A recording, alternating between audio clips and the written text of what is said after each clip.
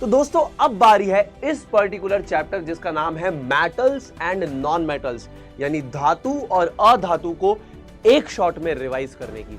जैसे मेरी physical properties क्या होंगी, 5 फीट 11 इंच मेरी हाइट है ना, स्लिम फिट हूं, व्हीटिश कलर है, तो ये मेरी फिजिकल प्रॉपर्टीज है। उसी प्रकार जब आप मेटल्स और नॉन मेटल्स की फिजिकल प्रॉपर्टी बताएं, यानी वो कैसे दिखते हैं, उनका अपीयरेंस एंड उनका बिहेवियर कैसा है, तो इसे फिजिकल प्रॉपर्टी कहते हैं। So the resistance offered by a substance against cutting और स्क्रैचिंग इज हार्डनेस। अब ये प्रॉपर्टी जनरली धातुओं की है, इसीलिए हम कहते हैं metals are generally hard. Hey guys, welcome to India's largest and the most impactful 11 trading platform, that is Physics Walla। तो मेरे प्यारे बच्चों, दिल के सच्चों, आई होप आप लोग बहुत ही ज्यादा मस्त, स्वस्थ और बेहतरीन से होंगे। तो दोस्तों अब बारी है इस पर्टिकुलर चैप्टर जिसका नाम है मेटल्स एंड नॉन मेटल्स, यानी धातु और अधातु को एक शॉट में रिवाइज करने की। बट रिवाइज कैसे करेंगे सुनील भैया? तो रिवाइज करेंगे दोस्तों विद द हेल्प ऑफ, यहां पर हम लोग रिवाइज करने वाले हैं with the help of mind maps, ठीक है ना।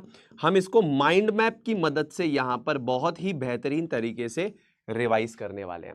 एकदम प्रॉपर आपको फील आएगा कि अच्छा ये माइंड मैप होता है क्या, और उससे हम फटाफट से रिवाइज कर लेंगे, ठीक है। तो भाई फिर किस बात की देरी है, जल्दी से हम लोग स्टार्ट करते हैं हमारे इस पर्टिकुलर चैप्टर को। तो सबसे पहली चीज जो मैं यहां पर आपको पढ़ाने वाला हूं वो क्या है, देखिए सबसे पहली चीज है physical properties of metals and non metals. क्या बोला मैंने यहां पर, क्या बोला मैंने यहां पर? सबसे पहली चीज जो मैंने यहां पर बोली, that is nothing but the physical properties of metals and non metals. जैसे मेरी फिजिकल प्रॉपर्टीज क्या होंगी, 5 फीट 11 इंच मेरी हाइट है ना, स्लिम फिट हूं, व्हीटिश कलर है, तो ये मेरी फिजिकल प्रॉपर्टीज हुई। उसी प्रकार जब आप मेटल्स और नॉन मेटल्स की फिजिकल प्रॉपर्टी बताएं, यानी वो कैसे दिखते हैं, उनका अपीयरेंस एंड उनका बिहेवियर कैसा है, तो इसे फिजिकल प्रॉपर्टी कहते हैं, ठीक है ना। तो यहां पर लिख देता हूं, फिजिकल प्रॉपर्टी का मतलब क्या है कि appearance, outer appearance and behaviour. तो ये आउटर अपीयरेंस एंड बिहेवियर कैसा है, इसे फिजिकल प्रॉपर्टी कहते हैं। और इस बेसिस पे हम धातु और अधातु को डिफाइन भी करते हैं दोस्तों। अब जैसे दोस्तों सबसे पहली प्रॉपर्टी है हार्डनेस, जिसे हिंदी भाषा में कहते हैं कठोरता। क्या कहते हैं इसे? हिंदी भाषा में कहते हैं कठोरता। अब कठोरता क्या होती है, मान लीजिए आप किसी भी सब्सटेंस को अगर घिसने की कोशिश करें या काटने की कोशिश करें, और वो जो अवरोध लगाता है, यानी रेजिस्टेंस लगाता है कि भाई सुन, मैं ना तो तुझे काटने दूंगा खुद को, ना ही घिसने दूंगा, इसे कठोरता या हार्डनेस कहते हैं। So the resistance offered by a substance against cutting और स्क्रैचिंग इज हार्डनेस। अब ये प्रॉपर्टी जनरली धातुओं की है, इसीलिए हम कहते हैं metals are generally hard. Exception फंसता है लिथियम, सोडियम, पोटेशियम। इनको आप चाकू से काट सकते हो, कट विद अ नाइफ। आप चाहें तो इनको हाथ से भी कट कर सकते हैं, कोई दिक्कत वाली बात नहीं है, यानी ये आसानी से हाथ से भी कट जाते हैं, पर काटना नहीं है क्योंकि काफी ज्यादा रिएक्टिव मेटल्स हैं। तो लिथियम, सोडियम एंड पोटेशियम को आप चाकू से, नाइफ से काट सकते हो। तो ये एक्सेप्शन हो गया, लेकिन यूजुअली जो मेटल्स है वो काफी ज्यादा हार्ड है। क्लियर जी भैया? अब देखिए नॉन मेटल्स क्या है, नॉन मेटल्स जनरली सॉफ्ट है। इसका मतलब ये है कि आप अगर इनको काटना चाहो या घिसना चाहो तो आप आसानी से काट भी सकते हो और घिस भी सकते हो। एक्सेप्शन फंसता है डायमंड, जो नेचुरली सबसे हार्डेस्ट सब्सटेंस है, नेचुरली ऑकरिंग, है ना, एंड ये हार्डेस्ट सब्सटेंस है, नेचुरली ऑकरिंग में सबसे हार्डेस्ट सब्सटेंस है। अच्छा सुनील भैया, ये डायमंड किस प्रकार का नॉन मेटल है? दोस्त ये आपका फॉर्म ऑफ कार्बन है। ये क्या है दोस्त? फॉर्म ऑफ कार्बन, और कार्बन एक नॉन मेटल होता है, ठीक है जी भैया। अच्छा कुछ बच्चों के दिमाग में एक सवाल आएगा, सुनील भैया मरकरी और ब्रोमीन पे, मरकरी लिक्विड स्टेट में होता है रूम टेम्परेचर पे, वो एक धातु है, ब्रोमीन एक अधातु यानी नॉन मेटल है, वो भी लिक्विड स्टेट पे होता है रूम टेम्परेचर पे, तो क्या इन पे हार्डनेस अप्लाई होगी? याद रखना दोस्तों, हार्डनेस किस पे अप्लाई होती है? Hardness is only defined for solids, ठीक है ना, ओनली फॉर सॉलिड्स। तो कोई भी लिक्विड स्टेट की चीज होगी उस पे हार्डनेस डिफाइन नहीं की जा सकती। अरे लिक्विड को कैसे काटोगे या घिसोगे यार, और वो कैसे अवरोध लगाएगा? सिंपल सी बात है। तो ये ओनली फॉर सॉलिड्स है। बात करते हैं धात्विक चमक, लश्यर। लश्यर का मतलब होता है दोस्तों कि मेटल के सरफेस पे जैसे ही लाइट पड़ती है, ये लाइट को रिफ्लेक्ट मारता है और सरफेस चमकती है, शाइनी सरफेस, चमकदार सरफेस, चमकीली सरफेस, इसे लश्यर कहते हैं। तो मेटल्स आपके लस्ट्रस होते हैं, ठीक है, ये आपके जनरली नॉन लस्ट्रस होते हैं। अधातु जनरली नॉन लस्ट्रस या डल होते हैं, ये चमकते नहीं है। एक्सेप्शन फंसता है आयोडीन, और दूसरा है ग्रेफाइट। ग्रेफाइट क्या है सुनील भैया? फॉर्म ऑफ कार्बन है, और कार्बन क्या है? एक अधातु है। क्या बात है। मैलिएबिलिटी, इसको आप डेली जिंदगी में ऑब्जर्व करते हो। भाई स्कूल जाते हो, मम्मी एल्यूमिनियम के फॉइल में खाना लपेट के देती हैं। आपके घर पे त्योहार होता है तो मिठाई आती है, मिठाई पे सिल्वर का वर्क या चांदी का वर्क होता है सिल्वर का वर्क या गोल्ड का वर्क होता है, सिल्वर और चांदी तो एक हो गया। तो दोस्त ये एल्यूमिनियम फॉइल यानी पतली शीट के फॉर्मेट में है धातु यानी मेटल। ऐसे ही अगर आप देखें तो जो वर्क होता है मिठाई पे, VARAK वर्क, वो सिल्वर का या बेसिकली गोल्ड का होता है। तो मेटल को आपने पतली शीट के फॉर्मेट में कन्वर्ट कर लिया। अग्री करते हो कि नहीं? हाँ। तो ये है मैलिएबिलिटी, यानी कि ऐसी प्रॉपर्टी जिसकी मदद से हम सब्सटेंस को पतली शीट में कन्वर्ट कर दें by the application of compressive force. यानी अगर मैं किसी चीज को ऐसे दबाऊं और पतली शीट में कन्वर्ट कर दूं तो इसे मैं क्या बोलता हूं? मैलिएबिलिटी। ये जो फोर्स है ये है कंप्रेसिव फोर्स। तो the ability of a substance to be converted into thin sheets on the application of compressive force यानी दबाव इज नोन एज मैलिएबिलिटी, है ना। अब देखिए ये जनरली क्या होते हैं? मैलिएबल होते हैं। सारे के सारे तो मैलिएबल नहीं है, और भी बहुत सारे एक्सेप्शंस है, लेकिन एक एक्सेप्शन जिससे आप रिलेट कर पाओगे वो क्या है? मरकरी। यहां पे भी आप मरकरी को ऐड कर सकते हैं। अब मरकरी क्यों? मरकरी लिक्विड स्टेट में है। लिक्विड स्टेट में कोई चीज है रूम टेम्परेचर पे, यानी 25 डिग्री सेल्सियस पे रूम टेम्परेचर पे लिक्विड स्टेट में है, तो तुम इससे शीट बना लोगे क्या? पानी से तुमको बोलूं मैं पतली शीट बनाओ तो बना पाओगे? नहीं बना पाओगे ना दोस्त। तो ये मैलिएबल नहीं है। नॉन मेटल्स मैलिएबल नहीं होते हैं, डायरेक्टली आप लिख सकते हैं नॉन मैलिएबल। अगली आती है हमारे पास डक्टिलिटी, ठीक है ना। तो डक्टिलिटी का मतलब क्या होता है? घर में कॉपर का तार देखा है, बाहर ओवरहेड पावर केबल्स में एल्यूमिनियम का तार देखा है? बिल्कुल देखा है भैया। तो ये दोस्त आपने तार कैसे बनाया?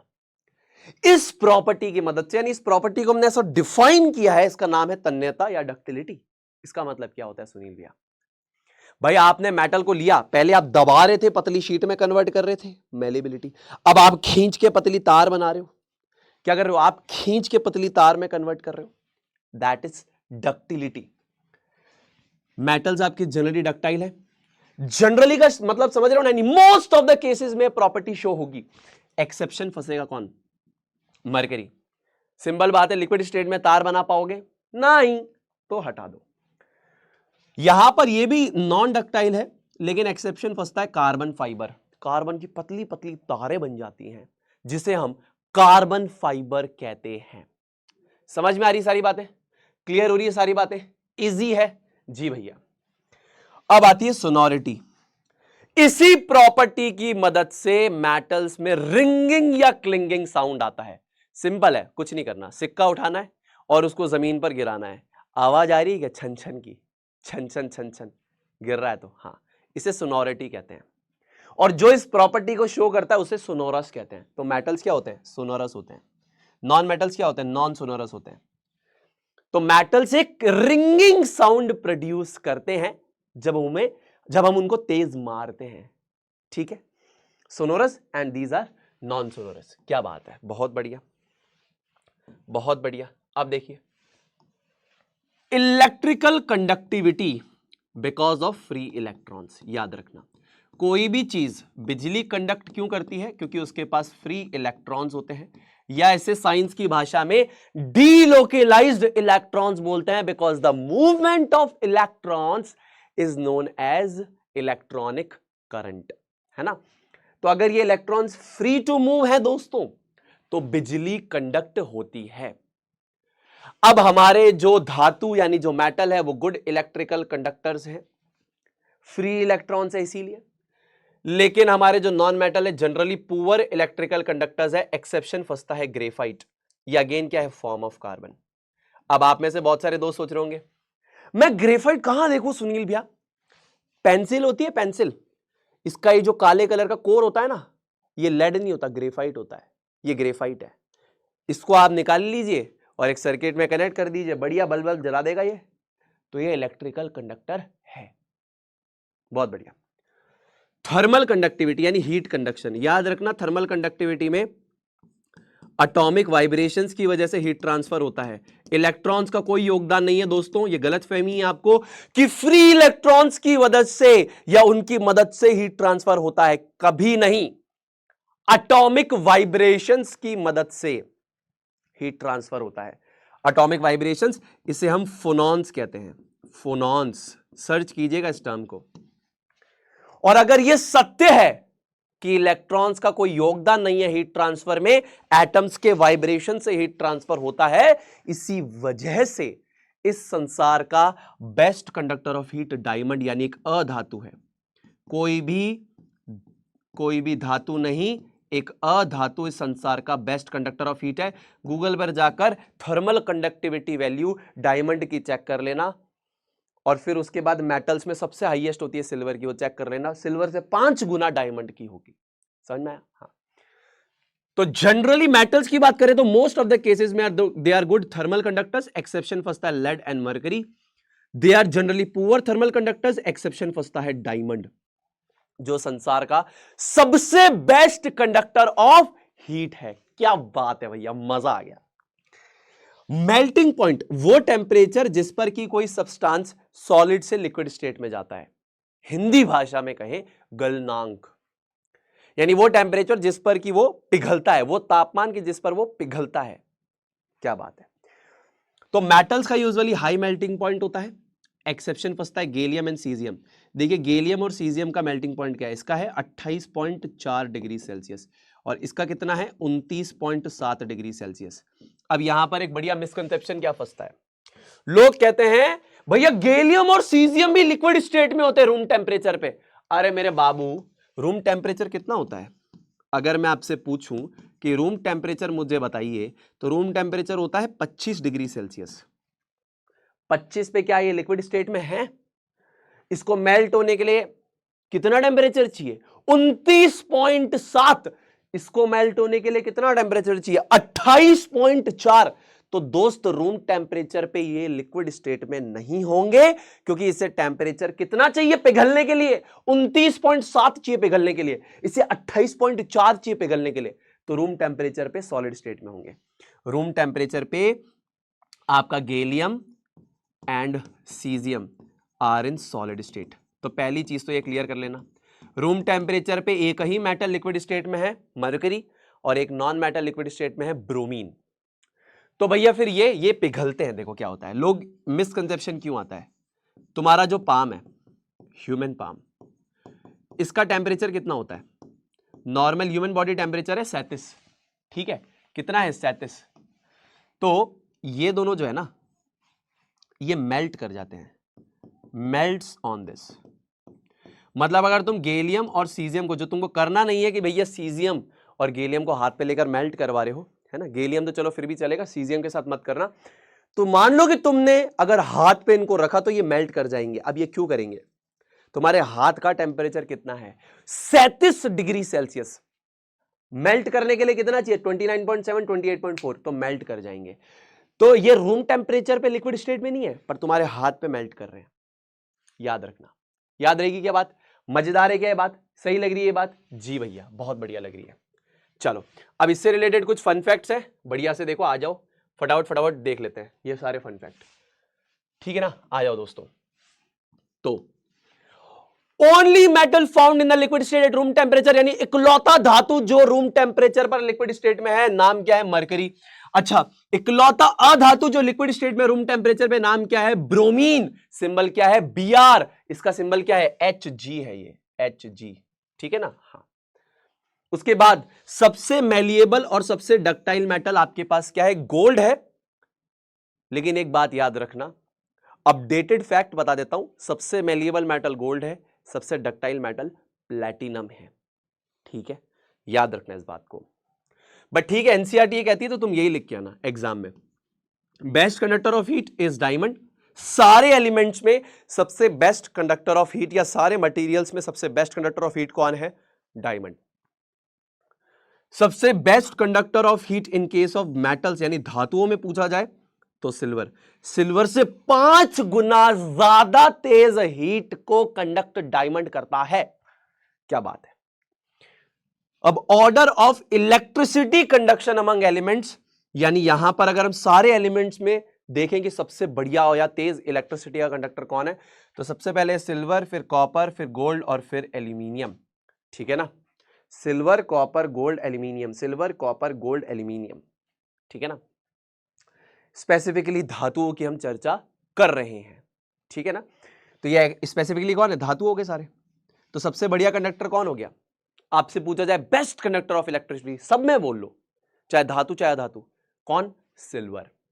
कौन? सिल्वर। ठीक है, चलिए बहुत बढ़िया। अब ये सोचना कि अगर ये बेस्ट कंडक्टर है तो इसकी तारे क्यों नहीं बनाते? सरल सा आंसर है, प्रीशियस मेटल है, तार बनाने जाएंगे तो सिर्फ तार ही खरीद के आएंगे घर में। घर में सिर्फ तारे होंगी, घर नहीं होगा अगर इसकी तारे बनेंगी तो। अब एक रिएक्टिविटी सीरीज है हमारे पास, ये कैसे बनी? How the reactivity series was built. कुड़ी, नाल, कार, मांगो, अल्टो, जिसको फिर लेकर हम चले मथुरा साथ घूमने, प्रतीक। कैसे बनी? कैसे बनी? आइए देखते हैं कैसे बनी। तो मेटल्स की रिएक्शंस करवाई गई डिफरेंट चीजों के साथ। अब जब हम डिफरेंट चीजों के साथ उसकी रिएक्शन करवाएंगे, है ना, तो हमें यह समझ में आएगा कि भाई ज्यादा रिएक्टिव कौन है और कम रिएक्टिव कौन है ना? क्या बात है भैया। तो देखिए, अब reaction of metal with oxygen, reaction of metal with oxygen, ठीक है, सबसे पहले यह करवाई गई कि आपके धातु को ऑक्सीजन से रिएक्ट करवाया गया और देखा कौन ज्यादा रिएक्टिव है। तो सबसे पहले हमारे पास क्या है दोस्तों? सबसे पहले हमारे पास क्या है? मेटल जैसे ही ऑक्सीजन के साथ रिएक्ट करता है बनाता है मेटल का ऑक्साइड। ठीक है, metal plus oxygen will gives metal का ऑक्साइड। ठीक है, बहुत बढ़िया भैया। अब आपको एक चीज मैंने बताई थी, पहले फटाफट उसका रिवीजन कर लेते हैं। सेकंड चैप्टर में एक चीज बताई थी, कुछ मेटल के ऑक्साइड्स बेसिक हैं और कुछ एम्फोटेरिक हैं। एम्फ का मतलब होता है बोथ। तो एम्फोटेरिक का मतलब होता है कि ये दोनों नेचर शो करते हैं।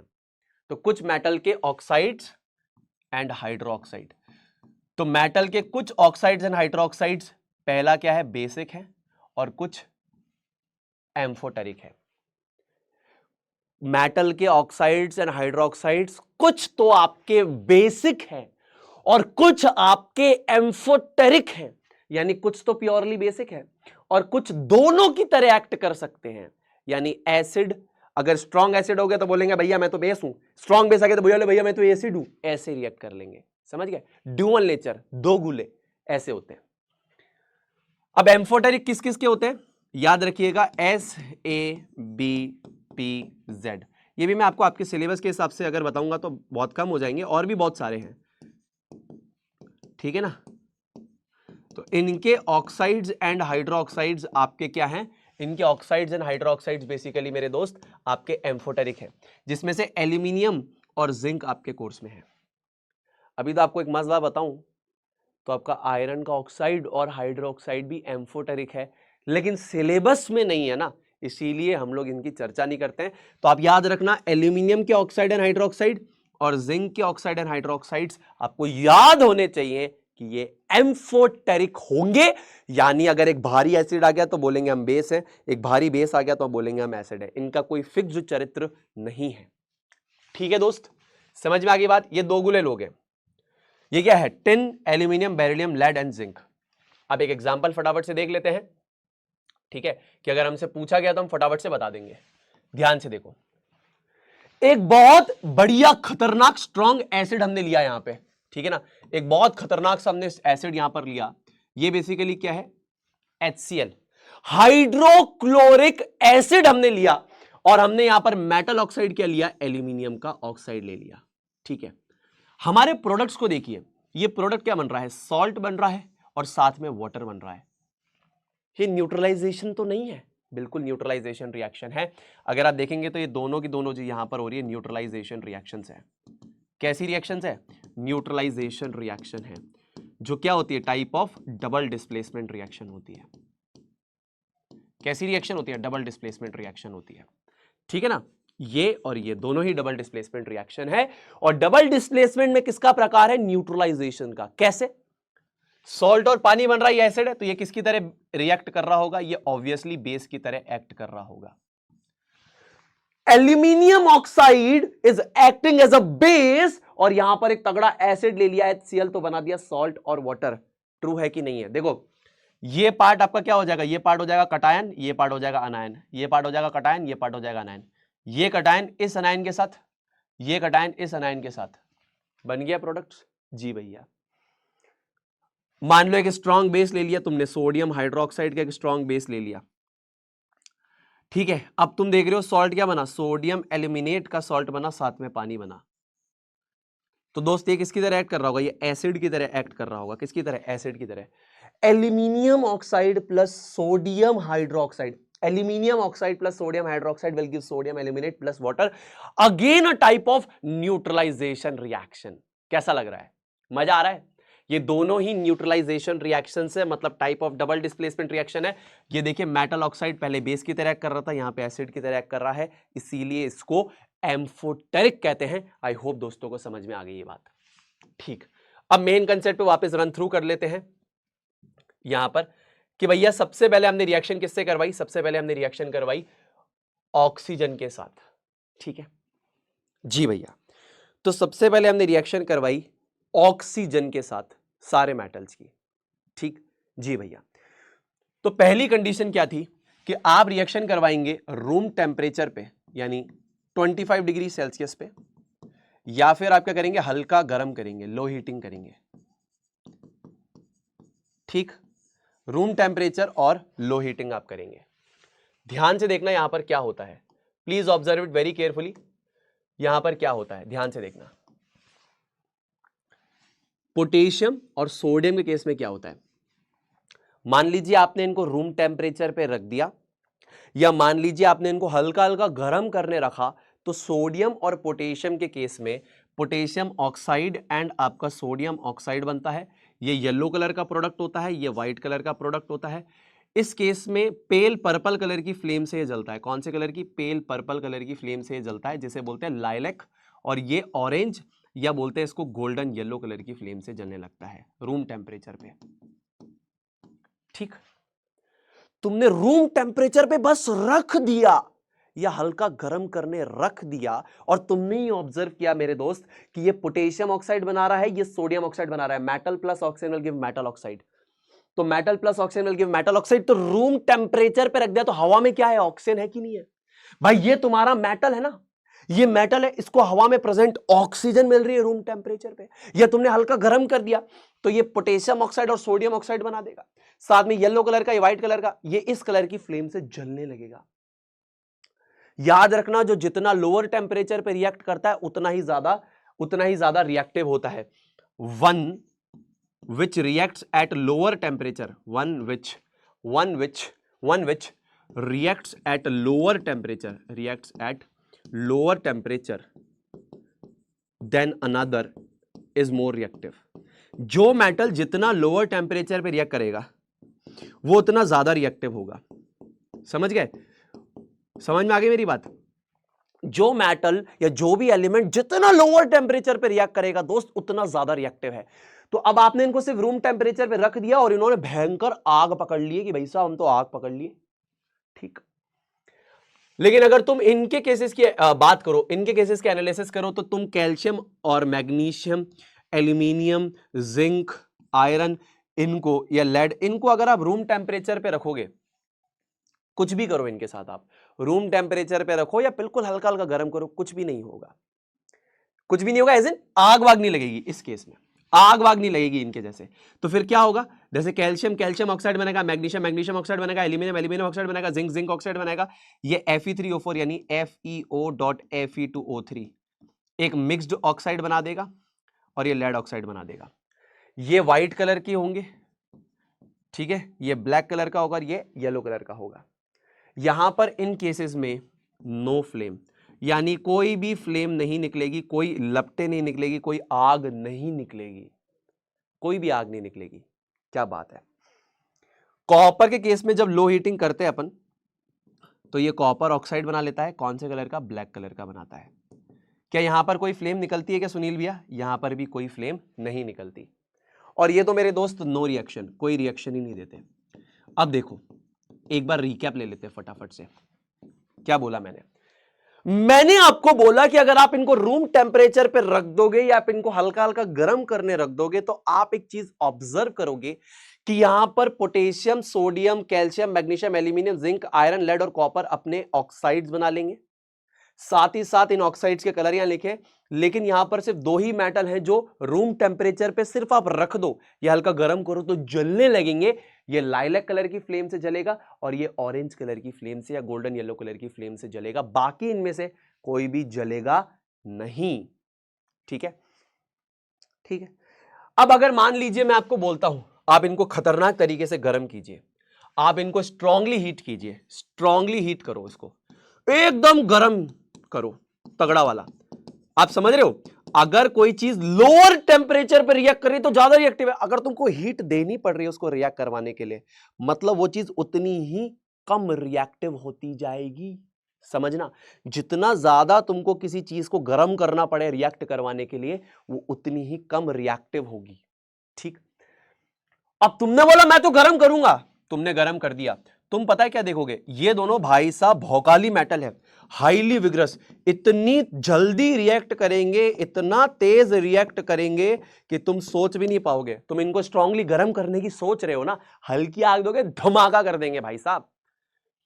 वही ऑक्साइड बनाएंगे ये येलो और व्हाइट कलर के, ऑरेंज एंड यहां पर ये गोल्डन येलो कलर की फ्लेम, इनसे जल के खत्म हो जाएंगे। ठीक, बात करते हैं कैल्शियम मैग्नीशियम एल्यूमिनियम की, तो इनकी रिएक्शन भी कम नहीं होगी, इनकी रिएक्शन विग्रस होगी। यानी देखो, इनसे धीरे होगी लेकिन ये भी तेज होगी। Calcium oxide magnesium oxide aluminium oxide बनेगा व्हाइट व्हाइट व्हाइट कलर का, और व्हाइट कलर की फ्लेम से तीनों जलते हैं। याद रखना, तीन मेटल व्हाइट कलर की फ्लेम से जलते हैं। There are 3 metals that burn with a white dazzling flame. सिर्फ मैग्नीशियम नहीं है, 3 मेटल है जो व्हाइट डेजलिंग फ्लेम से बर्न करते हैं, कैल्शियम मैग्नीशियम एल्यूमिनियम। ठीक है, तो आपने इनको स्ट्रांगली गर्म कर रहे हो आप, ये भाई साहब खतरनाक जल रहे हैं, ये भी जलने लगे हैं। अब बात करते हैं जिंक की, तो जिंक की जो रेट ऑफ रिएक्शन होगी वो बहुत ही ज्यादा मॉडरेट होगी, यानी तुमने इसको बहुत गर्म किया तो जो स्पीड ऑफ रिएक्शन है ना, मॉडरेट स्पीड ऑफ रिएक्शन होगी। मतलब दोस्त, जैसे ये बहुत तेज रिएक्ट कर रहे थे, ये धीरे धीरे रिएक्ट कर रहा है, जो जितना धीरे रिएक्ट करेगा उतना कम रिएक्टिव है। ठीक है, ये बनाएगा जिंक ऑक्साइड, ये भी होगा व्हाइट कलर का, ये लाइट ब्लू कलर की फ्लेम से जलेगा। कौन से कलर की फ्लेम से? लाइट ब्लू कलर की फ्लेम से। अच्छा, उसके बाद तुम आयरन लेड कॉपर इनको ऑब्जर्व करोगे, even slower reaction, even slower reaction, और धीरे रिएक्ट करेंगे। ठीक है ना, ये बनाएगा Fe3O4, ये बनाएगा PbO, ये बनाएगा CO, ये ब्लैक कलर का, येलो कलर का, ब्लैक कलर का। इन केसेस में कोई फ्लेम नहीं निकलेगी, इसमें स्पार्कल निकलेंगे। समझना, जितनी कम लाइट एनर्जी निकल रही है उतना कम रिएक्टिव है। ठीक है ना, लोअर लाइट और heat energy is produced, lower light slash heat energy is produced. जितना कम लाइट प्रोड्यूस करेगा, हीट प्रोड्यूस करेगा, इवन लेस रिएक्टिव। समझ में आ गया, उतना ही लेस रिएक्टिव होगा। क्या बात है सुनील भैया। तो यहां पर ये तो खतरनाक फ्लेम्स निकालेंगे, ये व्हाइट फ्लेम निकालेगा, लाइट ब्लू निकालेगा, ये स्पार्कल्स निकालेगा। तुमने अगर कभी लोहे के सरिये को कटते हुए देखा है, तो जब उसको मशीन से काट रहे होते हैं, तो जब उसको काट रहे हैं तो फ्रिक्शन की वजह से हीट निकलेगी, यानी लोहे को अपन गर्म कर रहे हैं तो स्पार्कल यानी चिंगारी निकलती है। तो देयर इज अ चिंगारी but no flame in case of iron, और लेड और कॉपर के केस में तो बिल्कुल कोई फ्लेम नहीं निकलती, और बात करो इसके केस में तो ये तो रिएक्ट ही नहीं करते। अब इससे कंक्लूजन क्या है, इतनी सारी ऑब्जर्वेशन से इससे कंक्लूजन क्या है वो समझना बहुत इंपॉर्टेंट है। कंक्लूजन यहां से क्या आता है? कंक्लूजन यहां से ये आता है कि सबसे ज्यादा reactive metals potassium and sodium are the most reactive metals, but which is most reactive between both of them. ये दोनों सबसे ज्यादा रिएक्टिव है, पोटेशियम और सोडियम, लेकिन इन दोनों में से ज्यादा रिएक्टिव कौन है ये कौन बताएगा, या कैसे पता लगेगा? नहीं, आगे चलते हैं। Silver, gold and platinum are least reactive but which is more reactive amongst all of them. हमें यह पता है कि सिल्वर, गोल्ड और प्लेटिनम रिएक्ट नहीं कर रहे हैं बिल्कुल भी, तो सबसे लीस्ट रिएक्टिव होंगे, लेकिन इन तीनों में से ज्यादा रिएक्टिव कौन है वो कैसे पता लगेगा? अभी तो मैंने जो अरेंजमेंट किया वो रिएक्टिविटी सीरीज के बेसिस पे ही किया है समझाने के लिए, लेकिन जब लोग आइडेंटिफाई कर रहे थे उन्हें नहीं पता था ना, तो वो तो अरेंज करेंगे ना, ठीक है। अब इन तीनों में से ज्यादा रिएक्टिव कौन है कैसे पता लगेगा? ये तो रिएक्ट ही नहीं कर रहे, कैसे पता लगेगा कि इन तीनों में से ज्यादा रिएक्टिव कौन है? समझ रहे हो, है ना? अब देखो, calcium, aluminium, magnesium are reactive metals but which is reactive amongst all of them, ये नहीं पता हमें। ये एकदम खतरनाक रिएक्टिव है, ये भी रिएक्टिव है, लेकिन इनके ऑर्डर्स नहीं पता कि इन तीनों में कौन ज्यादा रिएक्टिव है, उन दोनों में ज्यादा रिएक्टिव कौन है, ये नहीं पता। अब देखो, हमें यह पता है zinc is more reactive than iron, lead and copper. कैसे पता है? जिंक येलो कलर की फ्लेम से बर्न करता है, ये दोनों ये तीनों नहीं करते, है ना। But less reactive than potassium, sodium, calcium and magnesium and aluminium, but which is more reactive amongst all of them. Again वही कंसेप्ट आ जाता है। हमें यह चीज पता है कि जो जिंक है वो definitely potassium, sodium, calcium, magnesium, aluminium से कम रिएक्टिव है। कैसे सुनील भैया? अरे मेरे दोस्त, जब आप सेम अमाउंट ऑफ हीट सारे मेटल्स को दे रहे हो तो जिंक की स्पीड ऑफ रिएक्शन बहुत धीरे है, पोटेशियम, सोडियम की बहुत तेज है, यानी ज्यादा रिएक्टिव है। कैल्शियम, मैग्नीशियम, एल्यूमिनियम की रेट ऑफ रिएक्शन अच्छी है, यानी स्पीड ऑफ रिएक्शन अच्छी है, और इसकी बहुत मॉडरेट है जिंक की। तो ये तो हमें समझ में आ रहा है कि जिंक से ज्यादा रिएक्टिव है, लेकिन इनके बीच के ऑर्डर अपन को नहीं पता। सिमिलरली जिंक जब इनसे ज्यादा रिएक्टिव है तो इनसे ज्यादा रिएक्टिव होने में आयरन, लेड और कॉपर में कौन ज्यादा रिएक्टिव है, किस तरीके से रिएक्टिव, ये भी हमें नहीं पता। तो इससे हमें नहीं पता लगेगा कि रिएक्टिविटी सीरीज का एक्चुअल ऑर्डर क्या है। तो हम क्या करेंगे, हम नीचे चलेंगे। लेकिन अब आपके दिमाग में एक चीज और आनी चाहिए, सुनील भैया यार ये पोटेशियम, सोडियम को रूम टेम्परेचर पे रख दे रहे हैं, आग पकड़ ले रहे हैं, तो इसको बचाने का तरीका क्या है? सिंपल तरीका है, sodium and potassium are highly reactive metals and react with air, यानी जो एयर में ऑक्सीजन और मॉइस्चर प्रेजेंट है उससे रिएक्ट कर लेते हैं एंड आग पकड़ लेते हैं। So to prevent the supply of air they are kept in kerosene slash mineral oil. Potassium और सोडियम को अपन नॉर्मली खुले में नहीं रख सकते क्योंकि ये आग पकड़ लेते हैं, ऑक्सीजन से रिएक्ट कर लेंगे, मॉइस्चर से रिएक्ट कर लेंगे, आग पकड़ लेंगे। सो दैट्स व्हाई कि एयर का कट ऑफ करने के लिए हम उसको केरोसिन ऑयल में डिप करके या मिनरल ऑयल में डिप करके रखते हैं। ये सारी बातें यहां तक समझ में आ रही है सभी को? सारी बातें यहां तक क्लियर हो रही है? इजी है जी भैया। चलिए फटाफट से आगे चलते हैं। देखिए अब आगे, अब अगला चीज क्या था? Reaction of metals with water. फटाफट से अब पानी के साथ इनकी रिएक्शन होने लगी, ठीक है। तो मैंने बोला ना, जितना लोअर टेम्परेचर पे कोई चीज रिएक्ट करेगा उतना ज्यादा रिएक्टिव है। अब तुम ठंडे पानी से सोडियम को रिएक्ट कराओगे, पोटेशियम को रिएक्ट कराओगे, फिर नॉर्मल पानी से, गर्म पानी से, स्टीम से, जैसे जैसे तुमको टेम्परेचर बढ़ाना पड़ रहा है ना रिएक्ट करवाने के लिए मेटल को, यानी इसका मतलब समझना उतना ही कम रिएक्टिव मेटल है। अब मैं बिल्कुल ठंडा पानी लेता हूं, तो जैसे ही मैंने यहां पर क्या लिया, सोडियम लिया और मैंने पोटेशियम लिया, क्या लिया मैंने बेसिकली सोडियम लिया और पोटेशियम लिया और ठंडा पानी लिया मेरे दोस्त, H2O लिया। तो यहां पर मैं क्या ऑब्जर्व करूंगा कि ये सोडियम जो है यहां पर ऑक्सीजन को डिस्प्लेस करके सोडियम ऑक्साइड और पोटेशियम ऑक्सीजन को डिस्प्लेस करके हाइड्रोजन को डिस्प्लेस करके पोटेशियम ऑक्साइड बनाएगा। देखो मैंने क्या बोला, sodium being more reactive then hydrogen of water will displace the hydrogen from water and forms sodium oxide, है ना। एंड ये जो पोटेशियम है ये हाइड्रोजन से ज्यादा रिएक्टिव है H2O में, और उस हाइड्रोजन को डिस्प्लेस करके पोटेशियम ऑक्साइड बनाएगा। इनके ऑक्साइड जो है पानी में सोल्यूबल है, इसीलिए सोडियम हाइड्रोक्साइड और पोटेशियम हाइड्रोक्साइड बनता है। मतलब एक्चुअल केस में यहां पे रिएक्शन में हो क्या रहा होगा कि reactivity of potassium and sodium is greater than that of hydrogen. ऐसा ऑब्जर्व किया होगा लोगों ने, तो उस वजह से होता क्या है, Na2O and K2O are formed. क्या बनेगा, Na2O और K2O आर फॉर्म्ड। सबसे पहले सोडियम हाइड्रोजन को डिस्प्लेस करके Na2O बनाएगा, पोटेशियम हाइड्रोजन को डिस्प्लेस करके K2O बनाएगा। अब ये जो है पानी में सॉल्यूबल है, soluble in water, soluble in water, soluble in water. और ये जब पानी में सॉल्यूबल होते हैं तो ये मेटल के हाइड्रोक्साइड बनाते हैं। साथ में आपकी हाइड्रोजन गैस निकलती है और साथ में आपकी हीट निकलती है, क्योंकि आपको भी पता है displacement reactions are exothermic, displacement reactions are exothermic. इस हीट की वजह से हाइड्रोजन गैस में आग लग जाएगी, ठीक है, हीट की वजह से हाइड्रोजन गैस में आग लग जाएगी। तो ध्यान से देखना, important point, metal oxides of sodium, potassium, calcium and magnesium are soluble in water forming the metal hydroxides। metal oxides याद रखना कौन कौन से, सोडियम, पोटेशियम, कैल्शियम और मैग्नीशियम के ऑक्साइड्स पानी में soluble है, मेटल के हाइड्रोक्साइड बनाएंगे। इस केस में evolved hydrogen gas catches fire in case of sodium and potassium due to the heat of reaction। इस रिएक्शन में दोस्त इतना ज्यादा हीट निकलता है कि इस हीट की वजह से हाइड्रोजन गैस में आग लग जाती है। किसमें, हाइड्रोजन गैस में, ठीक है।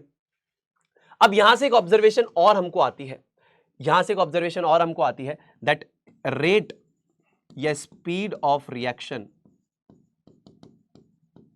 Of potassium with water is more than sodium with water.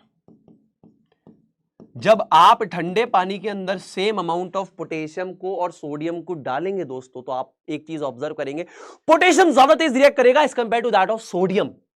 तो ये आपका विजिबल आपका ऑब्जर्वेशन होगा।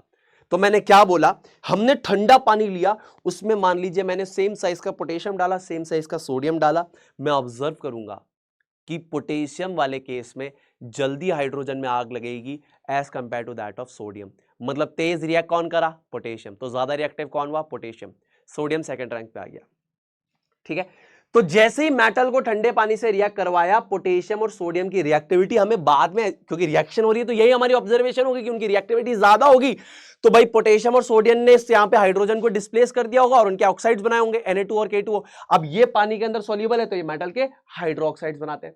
साथ में हाइड्रोजन गैस जो डिस्प्लेस हुई वो निकलेगी, साथ में हीट, इस हीट की वजह से इसमें आग लग जाएगी। क्या लग जाएगी, आग लग जाएगी।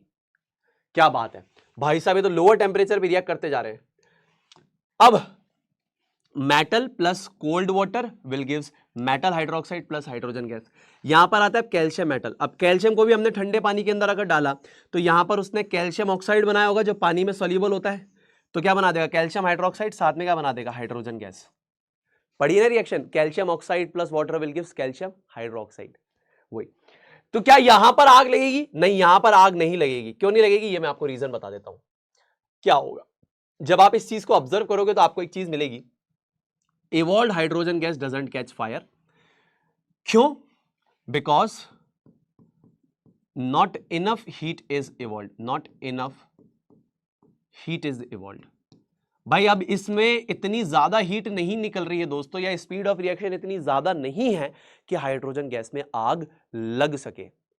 तो एक अंडरस्टैंडिंग तुमको आ रही है, पोटेशियम सोडियम बहुत ज्यादा हीट जनरेट कर रहे हैं, मतलब जो स्पीड ऑफ रिएक्शन होगी ज्यादा होगी, कैल्शियम की स्पीड ऑफ रिएक्शन प्रोबेबली कम होगी, इसीलिए यहां पर कम हीट निकल रही है। इतना तो समझ में आ ही रहा है, हाँ जी भैया।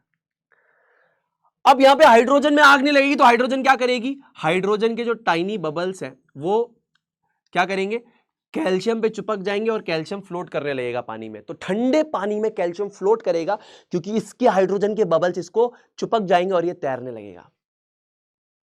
सुनील भैया और कौन सा मेटल यहां पे ठंडे पानी से रिएक्ट करेगा, तो यहां पर लिख दीजिएगा, no other metal, no other metal will react with cold water. क्या होगा, no other metal will react with cold water. अब देखिए आपको क्या समझ में आ रहा है, मैंने आपको बोला था वो धातु ज्यादा रिएक्टिव होगा जो ज्यादा लोअर टेम्परेचर पे रिएक्ट कर सके।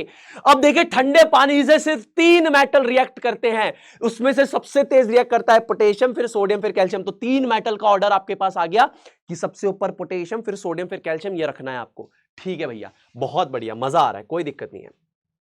आगे चलो, अब देखो यहां पर, अब देखो हमने क्या कर दिया, अब हमें यह समझ में आ गया कि ठंडे पानी से सिर्फ 3 मेटल रिएक्ट करते हैं। पानी को थोड़ा गर्म करते हैं। क्या करते हैं? पानी को थोड़ा गर्म करते हैं। पानी को गर्म कर कर लेकर आए तो देखा कि भैया मैग्नीशियम ने भी रिएक्ट करना चालू कर दिया। अब देखिए पोटेशियम, सोडियम, कैल्शियम की जगह फिक्स हो चुकी है। First rank potassium, second rank sodium, third rank calcium. अब पानी को गर्म करिए, ठंडे की जगह गर्म करिए, क्योंकि जितना गर्म करेंगे उतना दूसरी चीजों का जो स्पीड ऑफ रिएक्शन है बढ़ेगा। लेकिन जो ज्यादा हायर टेम्परेचर पे रिएक्ट करता है, याद रखिएगा, वो उतना कम रिएक्टिव है। इसका मतलब मैग्नीशियम इन सबसे कम रिएक्टिव होगा। अब मैग्नीशियम को जैसे ही हमने वाटर के साथ रिएक्ट करवाया, मैग्नीशियम भी हाइड्रोजन को डिस्प्लेस करके मैग्नीशियम ऑक्साइड बनाएगा, जो पानी में सोल्यूबल होगा। तो हमें क्या मिलेगा? मैग्नीशियम हाइड्रोक्साइड और हाइड्रोजन गैस। साथ में हीट निकलेगी, लेकिन इतनी नहीं निकलेगी कि हाइड्रोजन गैस में आग लग सके। क्या होगा? इतनी नहीं निकलेगी कि आग लग सके। Evolved hydrogen gas doesn't catch fire because not enough heat is evolved, इसलिए हाइड्रोजन में आग नहीं लगेगी। ठीक है। दूसरा, the tiny bubbles of hydrogen gas formed stick to the surface of magnesium and hence it starts floating on the water. Again इस case में यही होगा कि मैग्नीशियम जो है दोस्तों, the tiny bubbles of hydrogen gas formed stick to the surface of magnesium and it starts floating on water। तो जितना जितना मैग्नीशियम में रिएक्ट करता जा रहा है वो तो ठीक है, जो बचा हुआ मैग्नीशियम वो फ्लोट करने लगेगा, क्योंकि हाइड्रोजन के बबल्स उसको तैराने लगेंगे। क्या बात है। अब देखिए ठंडे पानी के बाद कौन रिएक्ट करेगा यहां पर। अब ठंडे पानी के अलावा गर्म पानी का हो गया, ठीक है ना, गर्म पानी का हो गया जी भैया, हो गया। अब देखिए समझिएगा इस चीज को। अगेन एक कंक्लूजन और हमारे पास यहां पे आता है,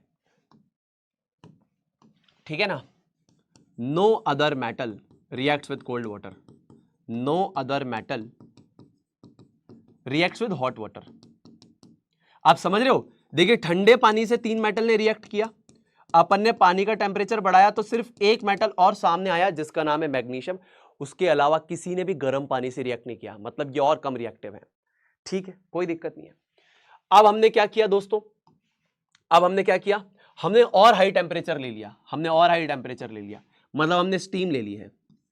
अब एल्यूमिनियम, जिंक और आयरन, ठीक है ना, ये स्टीम से रिएक्ट करते हैं। किससे? स्टीम से रिएक्ट करते हैं। एल्यूमिनियम हाइड्रोजन को डिस्प्लेस कर देगा, सिमिलरली जिंक भी डिस्प्लेस कर देगा, और आयरन जो है वो भी यहां पर वाटर में से हाइड्रोजन को डिस्प्लेस कर देगा। इनके ऑक्साइड्स बन जाएंगे। लेकिन क्या इनके ऑक्साइड्स वाटर सॉल्यूबल हैं? Their oxides are not soluble in water. ठीक, हाँ जी। चलिए, और इंपॉर्टेंट बात, evolved hydrogen gas doesn't catch fire, also we are unable to identify the reactivity order between aluminium, zinc and Fe।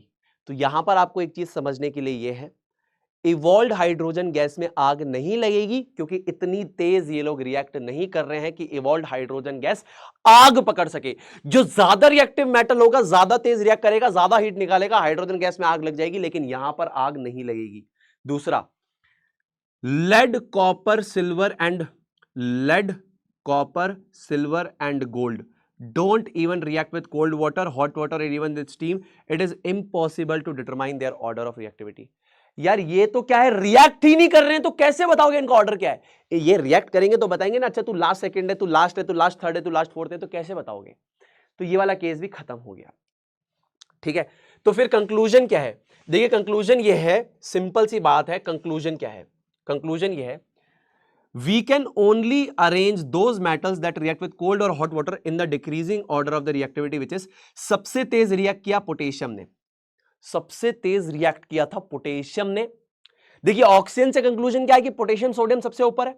ठंडे पानी से जब रिएक्ट कराया तो ये बोला कि यार पोटेशियम सबसे तेज रिएक्टिव करता है, तो पोटेशियम, उसके बाद आएगा दोस्त सोडियम, उसके बाद ठंडे पानी से एक और मेटल ने रिएक्ट किया था कैल्शियम, लेकिन स्पीड ऑफ रिएक्शन इनसे कम थी। और उसके बाद गर्म पानी से सिर्फ एक ने रिएक्ट किया था, मैग्नीशियम। आपके दिमाग में डाउट आएगा क्या ये गर्म पानी से रिएक्ट करेंगे? अरे भाई, जब ठंडे पानी से रिएक्ट कर रहे हैं तो पोटेशियम, सोडियम, कैल्शियम गर्म से तो और तेज रिएक्ट करेंगे। ठीक है जी भैया। चलिए अब इससे रिलेटेड एक डायग्राम है, फटाफट से देख लेते हैं कि जो मेटल की रिएक्शन स्टीम से होती है तो कैसे होती है। ठीक है ना। तो यहां पर अपन क्या करते हैं, ग्लास वुल को सोक्ड करते हैं पानी के अंदर। ठीक है ना, ये ऐसे ग्लास वुल है that is soaked in water, जिसके अंदर पानी है।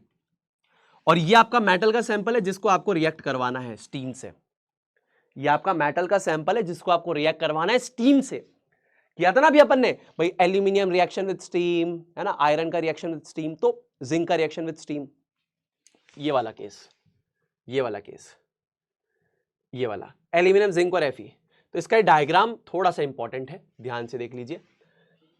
अब जैसे ही आप इसको पानी को गर्म करोगे तो यहां से स्टीम बनेगी और वो स्टीम इससे रिएक्ट करेगी, दैट इज H2O गैस इससे रिएक्ट करेगी। तो यहां से क्या निकलेगी, हाइड्रोजन गैस निकलेगी, हाइड्रोजन गैस निकलेगी, हाइड्रोजन गैस आ रही है ना। और ये हाइड्रोजन गैस क्योंकि पानी में इनसॉल्युबल होती है इसीलिए बबल्स बनाएगी पानी के अंदर। ठीक है, और यहां पर कलेक्ट होती जाएगी। क्यों? क्योंकि बहुत ही लाइट एलिमेंट है तो ऊपर की तरफ जाने की कोशिश करेगी, पानी को नीचे लेकर आएगी। ठीक है ना। ये स्लाइटली सॉल्युबल इन वाटर है, very slightly soluble in water, very slightly soluble in water. इसका मतलब क्या हो गया, इनसॉल्युबल है। तो जब इनसॉल्युबल है तो ये बबल सारे ऊपर इकट्ठे हो जाएंगे और पानी नीचे आ जाएगा। तो याद रखना है इस सेटअप को। ठीक है, चलिए अब अगली तीसरी प्रकार की रिएक्शन हमने कराई। भाई अभी तक हमने पोटेशियम, सोडियम, कैल्शियम, मैग्नीशियम को अलाइन करवा दिया। अब दोस्तों बारी क्या है कि हम मेटल्स की रिएक्शन करवाए डाइल्यूट एसिड्स के साथ। किसके साथ? डाइल्यूट एसिड्स के साथ। तो हमें एक चीज पता है, हमें एक चीज पता है कि metal plus dilute acid will give salt plus hydrogen gas, है ना। तो हम यहां क्या ऑब्जर्व करने वाले हैं, हम सेम टेस्ट ट्यूब में सेम टेस्ट ट्यूब्स लेंगे। ठीक है, उसमें सेम अमाउंट का एसिड, सेम कंसंट्रेशन का एसिड लेंगे। Same test tubes, same amount of acid, same concentration of acid, और सेम टाइम पे मेटल्स को डिप करेंगे। ठीक है ना। कंडीशन देखना मैंने क्या बोली, कंडीशन सुनना मैंने क्या बोली, कंडीशन सुनना मैंने क्या बोली। Same amount and concentration of acid. ठीक है, और उसके बाद observe reaction for same amount of time. मान लीजिए मैं क्या करता हूं, मैं 1 2 3 4 5 6 टेस्ट ट्यूब्स लेता हूं और 6 टेस्ट ट्यूब्स में मैं क्या करता हूं, सेम अमाउंट और सेम कंसंट्रेशन का एसिड लेता हूं, है ना। और सेम टाइम पे मैं 6 के अंदर एक एक मेटल को गिराऊंगा। जैसे मान लीजिए मैंने मैग्नीशियम गिराया, फिर एल्यूमिनियम गिराया, जिंक गिराया, आयरन गिराया, लेड गिराया, और मान लीजिए कॉपर, एक टेस्ट ट्यूब में आप कॉपर को डाल सकते हैं, उसी के अंदर अगर आपको ऑब्जर्व करना है तो सिल्वर, गोल्ड, इनको आप डाल सकते हैं, उसमें कोई रिएक्शन ही नहीं होगा। ठीक है, तो कॉपर, सिल्वर, गोल्ड, प्लेटिनम, इनमें कोई रिएक्शन नहीं होगा विद एसिड। ठीक है, यहां पर क्या होगा इसको आपको समझना पड़ेगा। अब देखिए होगा क्या कि सेम अमाउंट और सेम कंसंट्रेशन का एसिड लिया है और अपन सेम टाइम के लिए, मान लीजिए मैंने T = 0 पे 6 मेटल्स को एक साथ गिराया, 5 मेटल्स को एक साथ गिराया, मैं 30 सेकंड के लिए ऑब्जर्व करता हूं। जो ज्यादा रिएक्टिव होगा ना वो ज्यादा हाइड्रोजन गैस के बबल्स बनाएगा, जो हमें दिख रहे होंगे, ज्यादा हाइड्रोजन गैस के बबल्स दिख रहे होंगे। इस बेसिस पे जिसमें ज्यादा बबल्स होंगे वो जीत गया। So when magnesium, aluminium, zinc, iron and lead reacts with dilute hydrochloric acid, the rate of the formation of hydrogen bubbles follows the below order. तो हमें पता लगा कि मैग्नीशियम सबसे ज्यादा बबल्स बना रहा है, फिर एल्यूमिनियम बना रहा है, फिर जिंक बना रहा है, फिर आयरन बना रहा है, फिर लेड बना रहा है। ठीक है, ठीक है, तो यहां पर देख देना कि copper, silver, gold and platinum don't even react. ठीक, तो जो ज्यादा बबल बना रहा है सेम टाइम में वो ज्यादा रिएक्टिव हुआ। जी भैया, बात खत्म। आप ये भी देख सकते हो जो ज्यादा हीट निकाल रहा होगा ना भाई, अगर यहां पर ये रिएक्शन की बात करें तो ये डिस्प्लेसमेंट है, इसका मतलब ये एक्सोथर्मिक भी होगी। तो तुम ये भी देख सकते हो ज्यादा हीट कौन निकाल रहा है, जो ज्यादा रिएक्टिव होगा, ज्यादा तेज रिएक्ट करेगा, ज्यादा हीट निकालेगा। ठीक है जी भैया, आ जाओ। अब देखो कंक्लूजन क्या है यहां से, ध्यान से देखना। Again, we can only arrange those metals that react with dilute acids in the decreasing order of their reactivity towards dilute acid, which is सबसे ऊपर तो देखो हमने पोटेशियम रख दिया है, फिर सोडियम रख दिया है, फिर कैल्शियम रख दिया है, फिर मैग्नीशियम रख दिया है। अब मैग्नीशियम के बाद एल्यूमिनियम, जिंक, आयरन और लेड। ठीक है, कॉपर, सिल्वर, गोल्ड और प्लेटिनम, इनकी रिएक्टिविटी हमें नहीं पता, इंक्लूडिंग मरकरी एज वेल, इनकी रिएक्टिविटी हमें नहीं पता कि इनमें ज्यादा रिएक्टिव कौन है। ठीक है, अब एक इंपॉर्टेंट बात जो आप हमेशा पढ़ते हो कि metal plus dilute acid will give salt plus hydrogen gas, is not always true. In case of nitric acid ऐसा नहीं होगा। In case of nitric acid that is HNO3, ठीक है, only magnesium and manganese react with very dilute nitric acid to form salt and hydrogen gas. In case of dilute nitric acid, यानी बहुत ज्यादा diluted nitric acid के case में only magnesium और manganese ही salt और hydrogen बनाएंगे। तो बाकी एसिड क्या बनाएंगे, बाकी एसिड्स क्या बनाएंगे सुनील भैया, बाकी एसिड्स तंबूरा बनाएंगे क्या? नहीं, बाकी एसिड्स क्या बनाएंगे, when other metals react with nitric acid hydrogen gas is not evolved. क्यों? क्योंकि nitric acid being a strong oxidising agent oxidises the hydrogen gas to water and itself gets reduced to oxides of nitrogen like NO, N2O and NO2। होगा क्या, nitric acid बहुत strong oxidising agent है, तो मान लो कोई और metal होगा ना, और वो metal plus dilute acid will give salt plus hydrogen gas कर रहा होगा, तो ये एक्चुअली में यहां पर करेगा क्या, ये पता है क्या करेगा, ये बहुत शार्प है। मान लो कि तुमने यहां पे लिया मेटल और यहां पर तुमने लिया डाइल्यूट HNO3 लिया, ठीक, तो ये क्या करेगा, सॉल्ट तो बनाएगा, हाइड्रोजन गैस बनती है ना, क्या करेगा, इसको ऑक्सीडाइज कर देगा और क्या बना देगा, H2O बना देगा। ऑक्सीडाइजेस हाइड्रोजन 2, जो हाइड्रोजन गैस बननी चाहिए उसको पानी बना देता है और खुद रिड्यूस हो जाएगा, रिड्यूसेस टू NO, N2O या NO2। समझ में आया? तो अगर आपने मेटल को डाइल्यूट नाइट्रिक एसिड के साथ रिएक्ट करवाया तो वो क्या बना देगा, मेटल का सॉल्ट तो बना देगा, है ना, यानी मेटल का क्या बनाएगा, मेटल का नाइट्रेट तो बना देगा, मेटल का नाइट्रेट तो बना देगा। एक सेकेंड, मेटल का नाइट्रेट तो बना देगा, ठीक है, क्या बना देगा सुनील भैया, मेटल का नाइट्रेट तो बना देगा, लेकिन मेटल के नाइट्रेट के साथ जो हाइड्रोजन गैस बननी चाहिए उसको ऑक्सीडाइज करके क्या बना देगा, H2O बना देगा और खुद रिड्यूस होकर क्या बना देगा, NO, N2O या फिर NO2। समझ में आ गई क्या ये बात, क्लियर हो गई क्या ये बात? ये खुद को क्या करेगा, खुद को ऐसे कर देगा और हाइड्रोजन को ऑक्सीडाइज करके H2O में कन्वर्ट कर देगा। ठीक है, समझ में आ गई बात? जी भैया। अब देखिए, अब हमारे पास और क्या है, हमारे पास है एक्वा रीजिया। ये क्या होता है दोस्तों, एक्वा रीजिया, ठीक है, ये बेसिकली लैटिन में इसका मतलब होता है रॉयल वाटर। क्या मतलब होता है, रॉयल वाटर। और ये मिक्सचर होता है किसका, concentrated nitric acid and hydrochloric acid का इन द रेशियो 1:3। यानी अगर आपने 25 मिलीलीटर नाइट्रिक एसिड लिया और 75 मिलीलीटर हाइड्रोक्लोरिक एसिड लिया तो ये जो 100 ml का मिक्सचर है ये एक्वा रीजिया कहलाएगा। ठीक है, it is a highly corrosive and fuming liquid. काफी सारे फ्यूम्स यानी गैसियस फॉर्म में आपको चीजें नजर आती है। आपने देखा होगा कभी किसी पिक्चर में, आपने देखा होगा कि किसी केमिकल के आगे धुआं निकल रहा होता है, वो फ्यूम्स होते हैं, तो ये फ्यूमिंग लिक्विड है। And it is one of the few reagents that can dissolve gold and platinum. ये गोल्ड और प्लेटिनम को घोलने का दम रखते हैं दोस्तों, ठीक है ना, ये इनको घोलने का दम रखते हैं। ठीक है, क्या बात है, चलिए बहुत बढ़िया। अब यहां से आते हैं भाई, बाकी एलिमेंट्स का अगर हमें डिटरमाइन करना है तो हम कैसे करेंगे, तो देखिए अब कैसे डिटरमाइन करेंगे। Now this is the last step, reaction of metals with salt solution of other metals. तो यहां पर हम डिस्प्लेसमेंट रिएक्शन का अगेन से इस्तेमाल कर रहे हैं। तो देखिए मैं क्या कर रहा हूं, reaction of lead with copper chloride solution. ये कंफर्म करने के लिए कि लेड कॉपर से ज्यादा रिएक्टिव है, एक रिएक्शन करवा देता हूं। तो जैसे ही आप लेड की स्ट्रिप को ब्लू ग्रीन सोल्यूशन में आप डालेंगे, कौन सा blue green solution? Blue green solution of copper chloride में अगर आप डालेंगे तो ये लेड क्लोराइड का क्या बना देगा? कलरलेस सोल्यूशन बना देगा। क्या बना देगा? Colourless solution of lead chloride, और साथ में क्या निकाल देगा? रेडिश ब्राउन कॉपर निकाल देगा।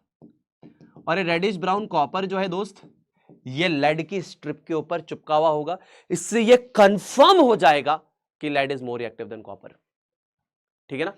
Lead is more reactive than copper confirm हो जाएगा।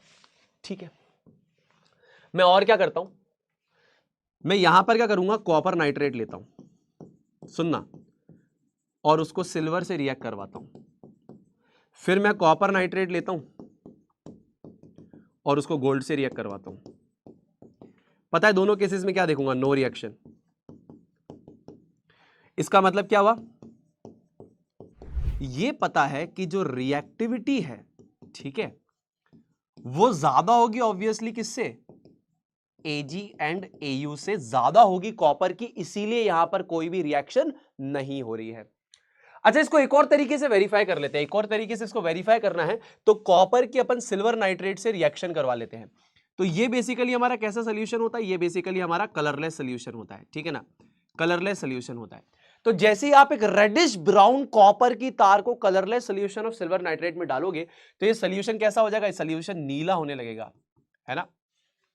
और ये सिल्वरी ग्रे मेटल जो है, दैट इज सिल्वर, ये बाहर आने लगेगा, ये उस कॉपर की तार पे चिपकने लगेगा। इससे ये कंफर्म हो जाएगा 100% कि रिएक्टिविटी कॉपर की ज्यादा है सिल्वर से।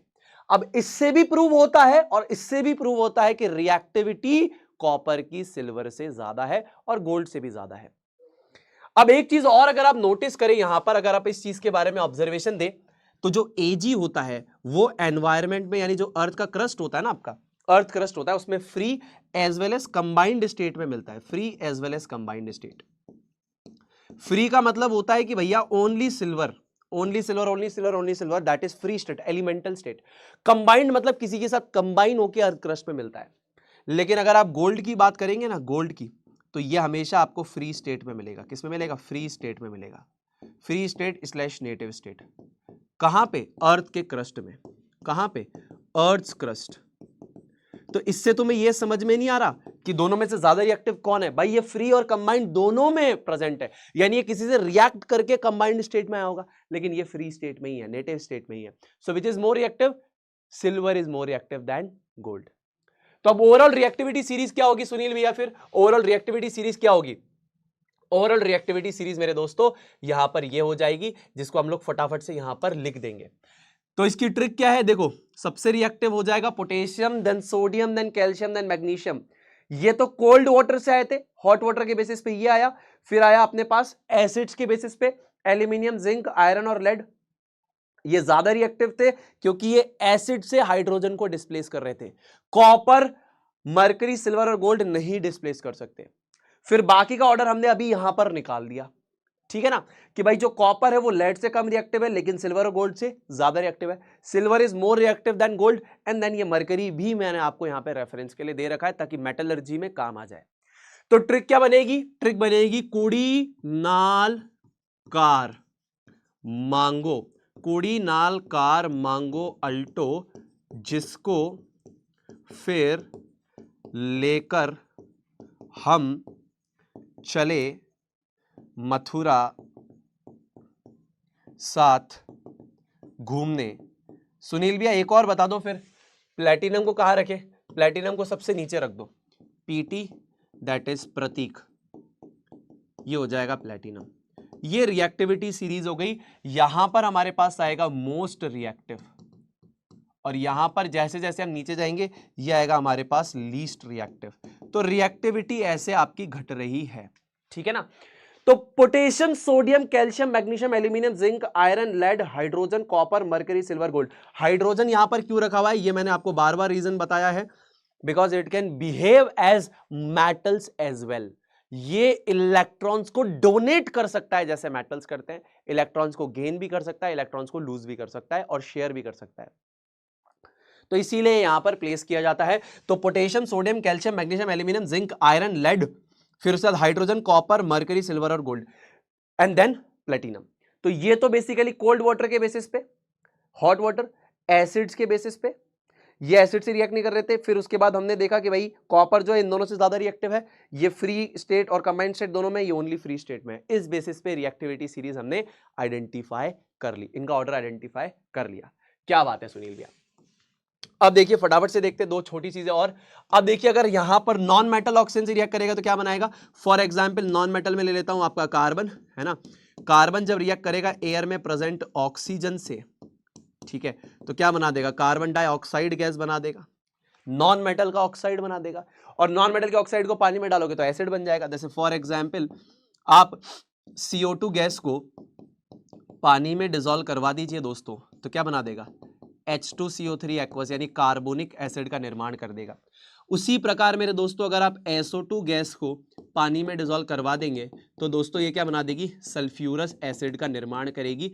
ये सिर्फ आपकी अंडरस्टैंडिंग के लिए यहां पर है, ठीक है। तो नॉन मेटल्स जब ऑक्सीजन से रिएक्ट करेंगे तो नॉन मेटल के ऑक्साइड का निर्माण करेंगे। अब ये नॉन मेटल के ऑक्साइड्स अगर आप पानी में डिसॉल्व करेंगे तो ये एसिडिक होते हैं। अब यहां से एक इंपॉर्टेंट ऑब्जर्वेशन और आती है कि आपको लगेगा कि सारे नॉन मेटल के ऑक्साइड्स एसिडिक हैं, तो यहां पे नोट कर लीजिएगा कि नॉन मेटल के ऑक्साइड कुछ आपके एसिडिक होते हैं, जैसे कि आपका carbon dioxide, nitrogen dioxide, sulphur dioxide etcetera. लेकिन कुछ आपके न्यूट्रल भी होते हैं। कैसे होते हैं, न्यूट्रल भी होते हैं। जैसे फॉर एग्जांपल कार्बन मोनोऑक्साइड, है ना। उसके बाद बेसिकली आपने दे लिया N2O, है ना। उसके बाद आपने बेसिकली ले लिया आपका वाटर। तो ये सारे बेसिकली क्या होंगे, ये आपके न्यूट्रल ऑक्साइड्स होंगे नॉन मेटल के। जैसे मेटल के ऑक्साइड्स बेसिक और एम्फोटेरिक हैं, नॉन मेटल के ऑक्साइड एसिडिक और न्यूट्रल हैं, ठीक है। एक और इंपॉर्टेंट बात, क्या नॉन मेटल्स आपके यहां पर रिएक्ट करते हैं पानी से, तो इंपॉर्टेंट करके नोट कर लेना इस चीज को। अगर इसको आप फर्स्ट बोल रहे हो, इसको आप सेकंड बोल रहे हो, ठीक है, इसको आप थर्ड बोल रहे हो, तो इसको आप फोर्थ बोल लेना। Non metals don't react, generally don't react with water, exception है लेकिन generally don't react with water. अब ये बहुत ही सिंपल सी बात है कि ये पानी के साथ क्यों नहीं रिएक्ट करते, बिकॉज ये पानी के अंदर प्रेजेंट हाइड्रोजन गैस को डिस्प्लेस नहीं कर सकते, ठीक है ना। क्योंकि हाइड्रोजन भी नॉन मेटल है और ये भी नॉन मेटल है। अब जैसे अगर मेटल होता तो हाइड्रोजन को डिस्प्लेस कर पाता, लेकिन नॉन मेटल को यहां पर डिस्प्लेस नहीं कर पा रहा क्योंकि इलेक्ट्रॉन देना नहीं चाहते। ये नॉन मेटल भी इलेक्ट्रॉन घटकना चाहते हैं, वहां पे हाइड्रोजन भी इलेक्ट्रॉन घटकना चाह रहा है, तो नहीं हो पाएगा। अगर मेटल इनको हाइड्रोजन को डिस्प्लेस करता है तो आराम से डिस्प्लेस कर देता है, बिकॉज उसकी इलेक्ट्रॉन डोनेट करने की टेंडेंसी है। तो non metals can't displace hydrogen, simple सा है, non metals can't displace hydrogen of water. इसीलिए इनकी पानी के साथ कोई भी रिएक्शन नहीं होती। सिमिलरली एसिड्स के साथ भी कोई रिएक्शन नहीं होती क्योंकि ये डिस्प्लेस नहीं कर पाते, ठीक है। समझ में आ गई मेरी बात, क्लियर हो गई मेरी बात, ठीक है। तो यहां पर ये चीजें हमारे पास खत्म हो चुकी हैं। अब दोस्तों बढ़ते हैं अगली चीज के ऊपर। ये है हमारे पास सबसे बेसिक सी चीज जिसका नाम है आयोनिक कंपाउंड। आयोनिक कंपाउंड क्या होते हैं, देखिए आइए इसके बारे में स्टडी करते हैं। What is ionic compounds. Ionic compound दोस्तों वो होते हैं जिसके अंदर आपका जो यौगिक यानी जो कंपाउंड है वो आयंस की फॉर्मेट में होगा। कोई चीज कटायन होगी, कोई चीज अनायन होगी, ठीक है सुनील भैया। अब जैसे फॉर एग्जाम्पल मैं आपके समक्ष एक छोटा सा एग्जाम्पल लेता हूं। जैसे मान लीजिए मैंने बोला NaCl, क्या बोला मैंने, NaCl बोला।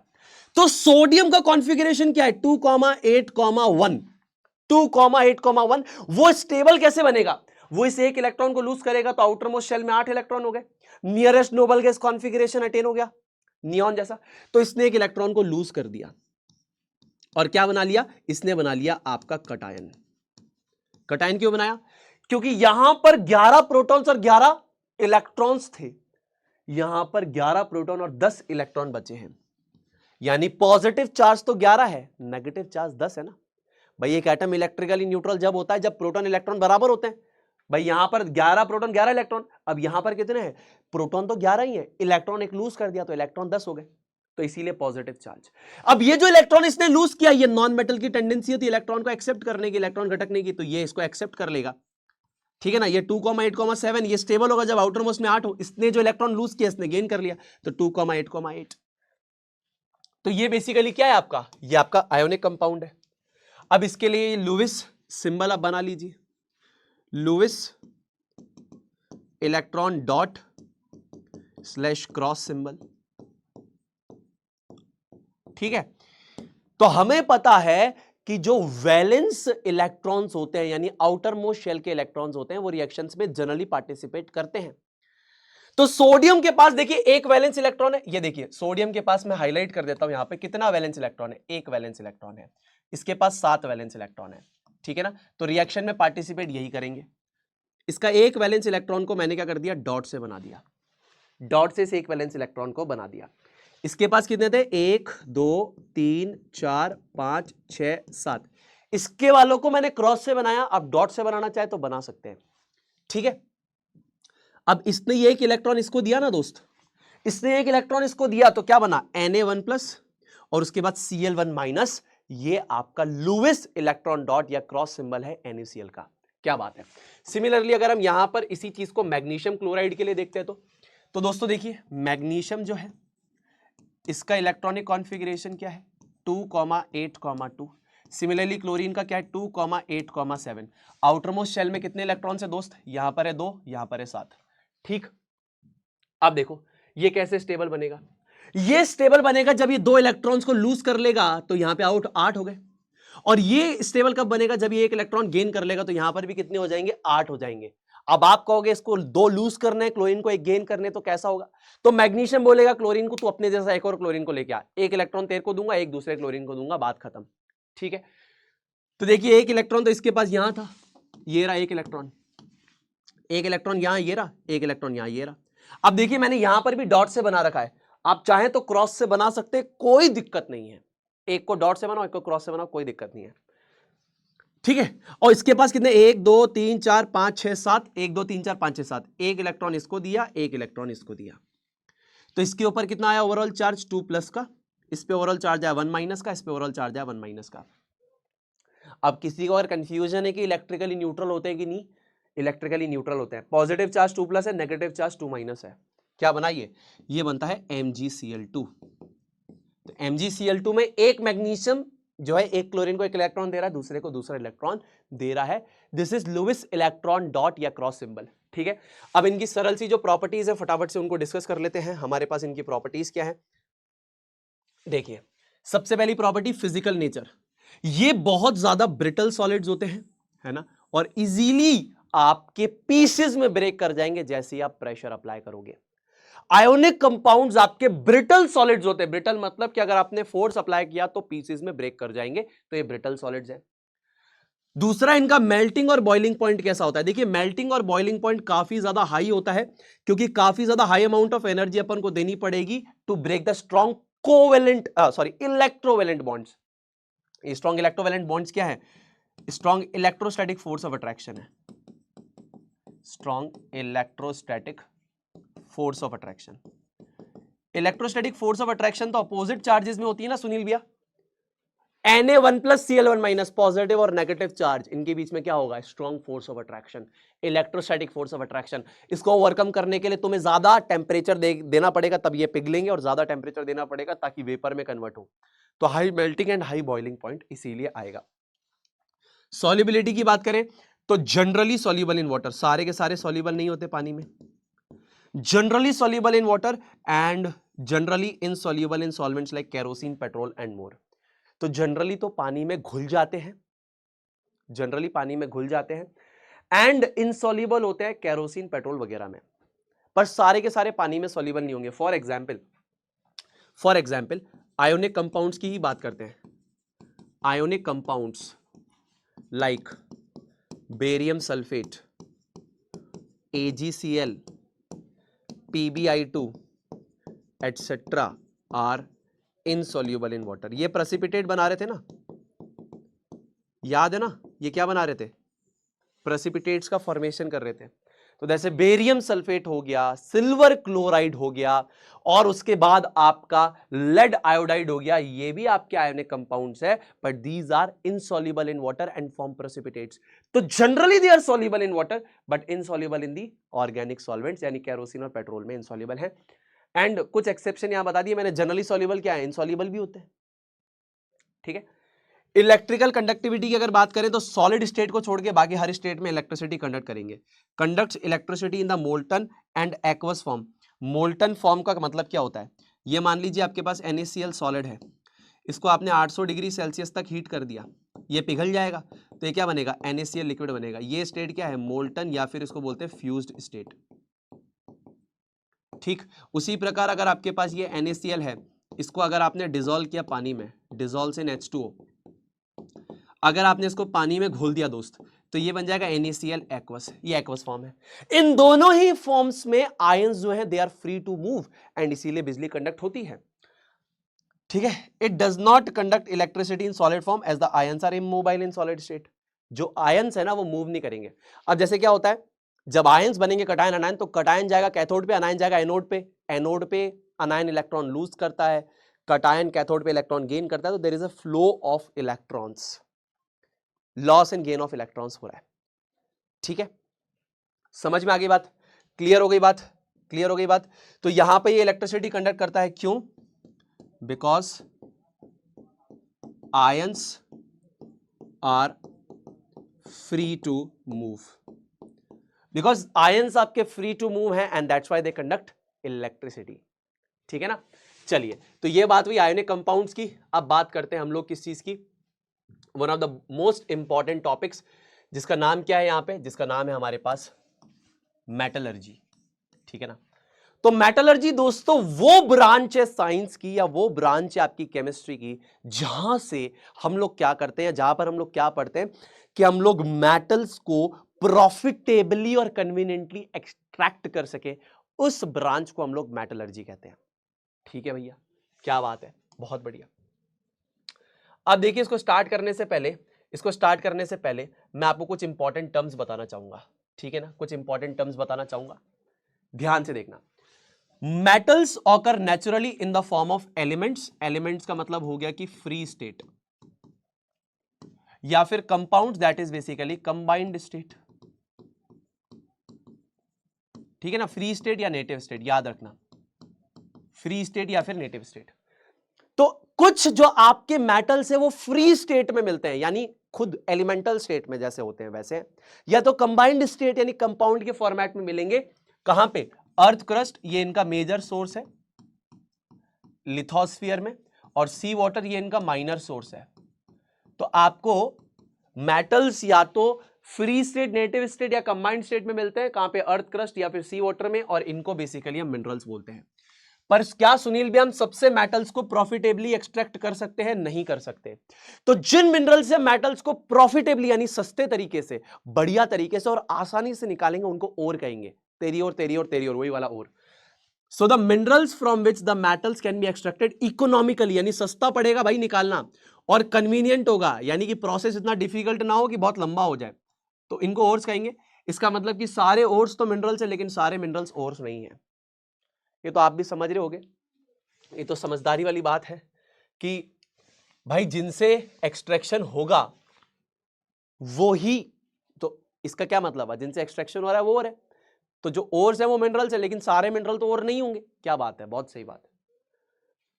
अब ऐसा है कि जमीन से अगर हम निकाल रहे हैं या समुद्र से निकाल रहे हैं, तो जो अर्थली और रॉकी इंप्योरिटीज उनके साथ अटैच होगी, उनको हम लोग क्या बोलेंगे? उनको हम लोग बोलेंगे गैंग या फिर मैट्रिक्स। क्या बोलेंगे? गैंग या फिर मैट्रिक्स बोलेंगे। ठीक है, अब जो एक कॉमन स्टेप, आपको दो कॉमन स्टेप देखने के लिए मिलेंगे। ये दो कॉमन स्टेप है, ठीक है, ये दोनों कॉमन स्टेप है। जब भी आप ओर का एक्सट्रैक्शन कर रहे हो, चाहे लो रिएक्टिविटी मेटल, चाहे मीडियम रिएक्टिविटी मेटल, चाहे हाई रिएक्टिविटी मेटल, दो स्टेप्स कॉमन है। Crushing and grinding of ore, यानी इसमें होता क्या है? सबसे पहले आपने ओर को क्रश किया, छोटे छोटे पीसेस में कन्वर्ट किया, और फिर उसके बाद आपने उसको ग्राइंड कर दिया, क्रशिंग ग्राइंडिंग, और उसको पाउडर की फॉर्मेट में सबसे पहले कन्वर्ट कर दिया। ठीक है, so this involves converting the ore to powdered form, या टेक्निकली इसको पल्वराइज्ड फॉर्म कहते हैं। क्या बोलते हैं? Pulverised form. तो सबसे पहले तो मेरे दोस्त आप ओर को पाउडर के फॉर्मेट में या पल्वराइज्ड फॉर्म में कन्वर्ट करेंगे। दूसरा, साफ सफाई करनी है, गंदगी यानी जो गैंग और मैट्रिक्स है उसको हटाना है ओर से। तो concentration, dressing, enrichment of ore या बेनिफेक्शन ऑफ ओर बोलते हैं। This involves removing the gangue or the matrix from the ore due to the differences between the physical and the chemical properties. Due to the differences in physical and chemical properties of ore and gangue. तो ore and gang के बीच में जो भी उनकी physical और chemical properties में differences होंगे उस बेसिस पे हम उन दोनों को अलग कर देंगे। ठीक है, तो व्हाट इज कंसंट्रेशन, ड्रेसिंग और enrichment of ore? This involves removing the gangue और matrix from the ore due to the differences in physical और chemical properties of ore and gang.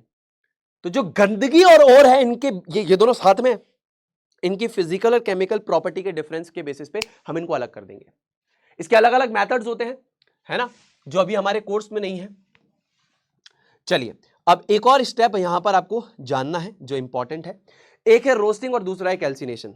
याद रखिएगा, जब भी हम सल्फाइड ओर्स होंगे हमारे पास या कार्बोनेट के ओर्स होंगे तो वी विल मेक श्योर कि हम उनको पहले मेटल का ऑक्साइड बनाएं, क्योंकि मेटल के ऑक्साइड से जब हम ऑक्सीजन रिमूव करेंगे तो हमको मेटल मिल जाएगा। और ये प्रोसेस आसान है।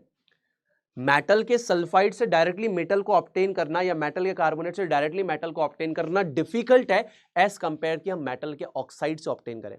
तो मेटल सल्फाइड को पहले मेटल ऑक्साइड बनाना है, मेटल कार्बोनेट को पहले मेटल ऑक्साइड बनाना है, याद रखना। तो sulphide ores are heated in the excess of oxygen below the melting point of metal. Oxygen कहां पे होगी? हवा में होगी। तो आपको एक्सिस ऑफ एयर में इनको हीट करना है सल्फाइड ओर्स को below the melting point of metal and directly आप उसको मेटल ऑक्साइड में कन्वर्ट कर देंगे। इस प्रोसेस में याद रखना कि सल्फर डाइऑक्साइड रिलीज होगी। क्या रिलीज होगी? सल्फर डाइऑक्साइड, बिकॉज वो और मेटल का सल्फाइड है प्लस ऑक्सीजन है। तो अगर आपको मेटल ऑक्साइड मिलेगा तो साथ में सल्फर डाइऑक्साइड मिलेगी। उसी प्रकार कार्बोनेट ओर्स के लिए आप क्या करेंगे? Carbonate ores are heated in the absence of oxygen, जो हवा में होती है, that is below the melting point of metal to convert the metal oxide. Now carbon dioxide gas is evolved. तो अगर कार्बोनेट का ओर है तो उसको एब्सेंस ऑफ ऑक्सीजन में हीट करेंगे below the melting point of metal और वो मेटल ऑक्साइड बनेगा। इसमें कार्बन डाइऑक्साइड गैस निकलेगी। रोस्टिंग में सल्फाइड ओर को अपन मेटल ऑक्साइड में कन्वर्ट करेंगे, उसको हीट करेंगे मेटल सल्फाइड को below the melting point of metal, metal oxide बन गया, साथ में सल्फर डाइऑक्साइड गैस रिलीज होगी। याद हो गया? ठीक है भैया, बहुत बढ़िया। ठीक है, अब आ जाओ कौन कौन से मेटल्स और कैसे कैसे एग्जिस्ट करते हैं।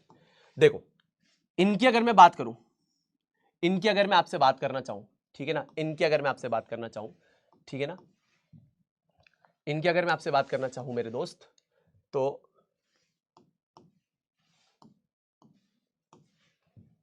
ये वाले मेटल्स, ठीक है, तो ये हमारे पास कैसी स्टेट में रहेंगे? ये हमेशा कंबाइंड फॉर्म में रहेंगे। ये मेटल्स ऑफ हाई रिएक्टिविटी हैं। कौन से हैं? Metals of high reactivity. कौन से है? Metals of high reactivity. So they are always found in the combined form. Highly reactive metals कौन से हैं? Highly reactive metals. ठीक है, फिर उसके बाद हम जिंक, आयरन, लेड की अगर हम बात करें, इन तीन की अगर हम बात करें, ये तीन की अगर हम बात करें, तो ये बेसिकली हमारे पास किस फॉर्म में होते हैं? ये भी हमारे पास किस फॉर्म में होते हैं? हमेशा कंबाइंड फॉर्मेट में होंगे। ये कभी भी फ्री स्टेट में नहीं मिलेंगे, कंबाइंड फॉर्म में मिलेंगे। और ये हमारे पास क्या है? ये हाई है तो ये मीडियम रिएक्टिविटी मेटल्स हैं। कैसे? Medium reactivity metals. समझ में आ गई मेरी बात? सबसे highly reactive metals potassium, sodium, calcium, magnesium, aluminium, zinc, iron, lead, medium reactivity metals, ये भी कंबाइंड फॉर्मेट में मिलते हैं। क्या बात है सुनील भैया? उसके बाद सुनील भैया हमारे पास और क्या है? Cu, Hg और Au, ये मेटल्स ऑफ लो रिएक्टिविटी हैं, लो रिएक्टिविटी मेटल्स। अब इनके साथ क्या होता है? जैसे जैसे आप नीचे आते जा रहे हो, रिएक्टिविटी कम होती जा रही है, तो ये बेसिकली आपको याद रखना free as well as combined form में मिलेंगे। Free as well as combined form में मिलेंगे। ठीक है, free as well as combined form में मिलेंगे। और उसके बाद सिल्वर और प्लेटिनम लीस्ट रिएक्टिव मेटल्स हैं, यानी सबसे कम रिएक्टिविटी है, लीस्ट रिएक्टिव मेटल्स। ठीक है ना, metals of high reactivity, medium reactivity, low reactivity, least reactivity, ये हमेशा आपको ऑलवेज फ्री स्टेट में मिलेंगे। ठीक है, यानी हमेशा एलिमेंटल स्टेट में मिलेंगे, कंबाइंड स्टेट में नहीं मिलेंगे। याद रखना इस चीज को। ठीक है सुनील भैया, तो अब प्रोसेसेस क्या क्या लगाने हैं जल्दी जल्दी से बता दीजिए। तो जब हम एक्सट्रैक्शन अब कर रहे हैं, एक्सट्रैक्शन करना चालू करते हैं, तो सबसे पहले हम स्टार्ट करते हैं with metals of low reactivity. With metals of low reactivity we will start. ठीक है ना, मेटल्स ऑफ लो रिएक्टिविटी के साथ हम लोग स्टार्ट करेंगे इस चीज को। Will start with metals of low reactivity. अब मेटल्स ऑफ लो रिएक्टिविटी हो, चाहे मीडियम रिएक्टिविटी हो, चाहे हाई रिएक्टिविटी हो, दो स्टेप कॉमन रहेंगे। कौन सा? सबसे पहला step crushing and grinding of ore, यानी यहां पर आप ओर को बिल्कुल पाउडर्ड फॉर्म में कन्वर्ट करोगे। दूसरा होगा ओर की सफाई, यानी यहां से गंदगी को हटाओगे। ये दो स्टेप्स कॉमन रहेंगे, कर दिए। अब मान लो हमारे कोर्स में अभी हम जो पढ़ रहे हैं लो रिएक्टिविटी मेटल के केस में, हमारे केस में सल्फाइड ओर्स के एग्जांपल किए मैंने, तो हम डिस्कशन सल्फाइड ओर्स पे रखते हैं। तो मान लो अब तुम्हारे पास सल्फाइड ओर है, तो तुम क्या करोगे? सबसे पहले रोस्टिंग करोगे। क्या करोगे? रोस्टिंग करोगे। क्या करोगे? रोस्टिंग करोगे। क्या करोगे? रोस्टिंग करोगे। रोस्टिंग करने का मतलब कि उस ओर को एक्सेस ऑफ ऑक्सीजन में हीट किया below the melting point of metal, तो मेटल ऑक्साइड बन गया। हां, यहां पर मेटल ऑक्साइड बनेगा। अब दोस्तों यहां पर इस केस में क्या होता है? ऑटो रिडक्शन हो जाता है। यूजुअली रिडक्शन करने के लिए किसी रिड्यूसिंग एजेंट की जरूरत पड़ती है। यहां पर ये जो मेटल ऑक्साइड बनता है, ये बोलता है ऑक्सीजन को ले जाओ, मेरे को चाहिए नहीं, मैं तो कम रिएक्टिव, मेरे को चाहिए नहीं ऑक्सीजन, ले जाओ। अपने आप ही मेटल ऑक्साइड से मेटल बन जाता है। मेटल आ गया तो आप प्यूरिफिकेशन या रिफाइनिंग कर दीजिए। क्या करना है? प्यूरिफिकेशन ऑफ मेटल आप आराम से कर दीजिए, कोई दिक्कत ही नहीं है भाई। वो खुद जाने के लिए तैयार है तो भेज दो, कोई दिक्कत ही नहीं है। ठीक। अब जैसे फॉर एग्जाम्पल दोस्त, तुमने उठाया दोस्त, यहां पर तुमने यहां पे लो रिएक्टिविटी में उठाए दो ओर्स। ठीक है, यहां पर तुम दे दो कॉपर ग्लैंस Cu2S। कौन सा? Copper glance. तो पहला स्टेप क्या लोगे? Crushing and grinding of ore लोगे। दूसरा कंसंट्रेशन ऑफ ओर लोगे। तीसरा कौन सा होगा? और यहां पे HGS सिन्ना बार। पहले ये कंफर्म करो दोनों लो रिएक्टिविटी के मेटल्स हैं। लो रिएक्टिविटी के मेटल्स है, तुम कहोगे हाँ सुनील भी यार लो रिएक्टिविटी के मेटल्स है। कौन सा? कॉपर ग्लैंस, और ये बेसिकली सिन्ना बार। अच्छा, यहां पर दिमाग में एक चीज आ रही होगी, सुनील भैया ओर्स के थोड़े नाम तो याद करा दो। चलो ओर्स के नाम भी याद करवा देते हैं। सुनील भैया आप ओर्स के नाम याद कराओगे? ये देखो, ओर्स के पहले नाम याद कर लो ताकि तुम्हारे लिए थोड़ा और रिलेटेबल हो जाए ये चीज। ठीक, पहले ओर्स के नाम याद कर लो, फिर उस पर चलते हैं। सोडियम, इसके ओर का नाम rock salt, formula NaCl। Aluminium, ore का नाम bauxite, formula Al2O3 twice of H2O। Zinc blende और calamine ZnS and ZnCO3। Iron के ores haematite, magnetite, iron pyrite और siderite Fe2O3, Fe3O4, FeS2, FeCO3। Copper का copper glance, cuprite and copper pyrite Cu2S, Cu2O, CuFeS2। Mercury का है सिन्ना बार और Galina है। Lead का that is PbS। Lead का है galena that is PbS। Mercury का है cinnabar that is HgS। Copper के copper glance, cuprite and copper pyrite. अब देखो भाई ये जो ओर्स है इसमें अभी हम कॉपर ग्लैंस और सिन्ना बार की बात करेंगे। लो रिएक्टिविटी के केस में, लो रिएक्टिविटी केस में कॉपर ग्लैंस और सिन्ना बार ये हमारे कोर्स में है। इससे हम मेटल को एक्सट्रैक्ट करना जानेंगे। क्लियर है? ठीक है भैया, चलो चालू करते हैं फिर फटाफट से, जल्दी से हम लोग स्टार्ट करते हैं इसको। ठीक है भैया, अब देखिए आपके पास मेटल का सल्फाइड है। ठीक है, इसको आपने क्या किया? Crushing and grinding of ore, पहला step done. Concentration of ore, दूसरा स्टेप डन। तीसरा स्टेप क्या है? रोस्टिंग, यानी सल्फाइड ओर की रोस्टिंग होगी।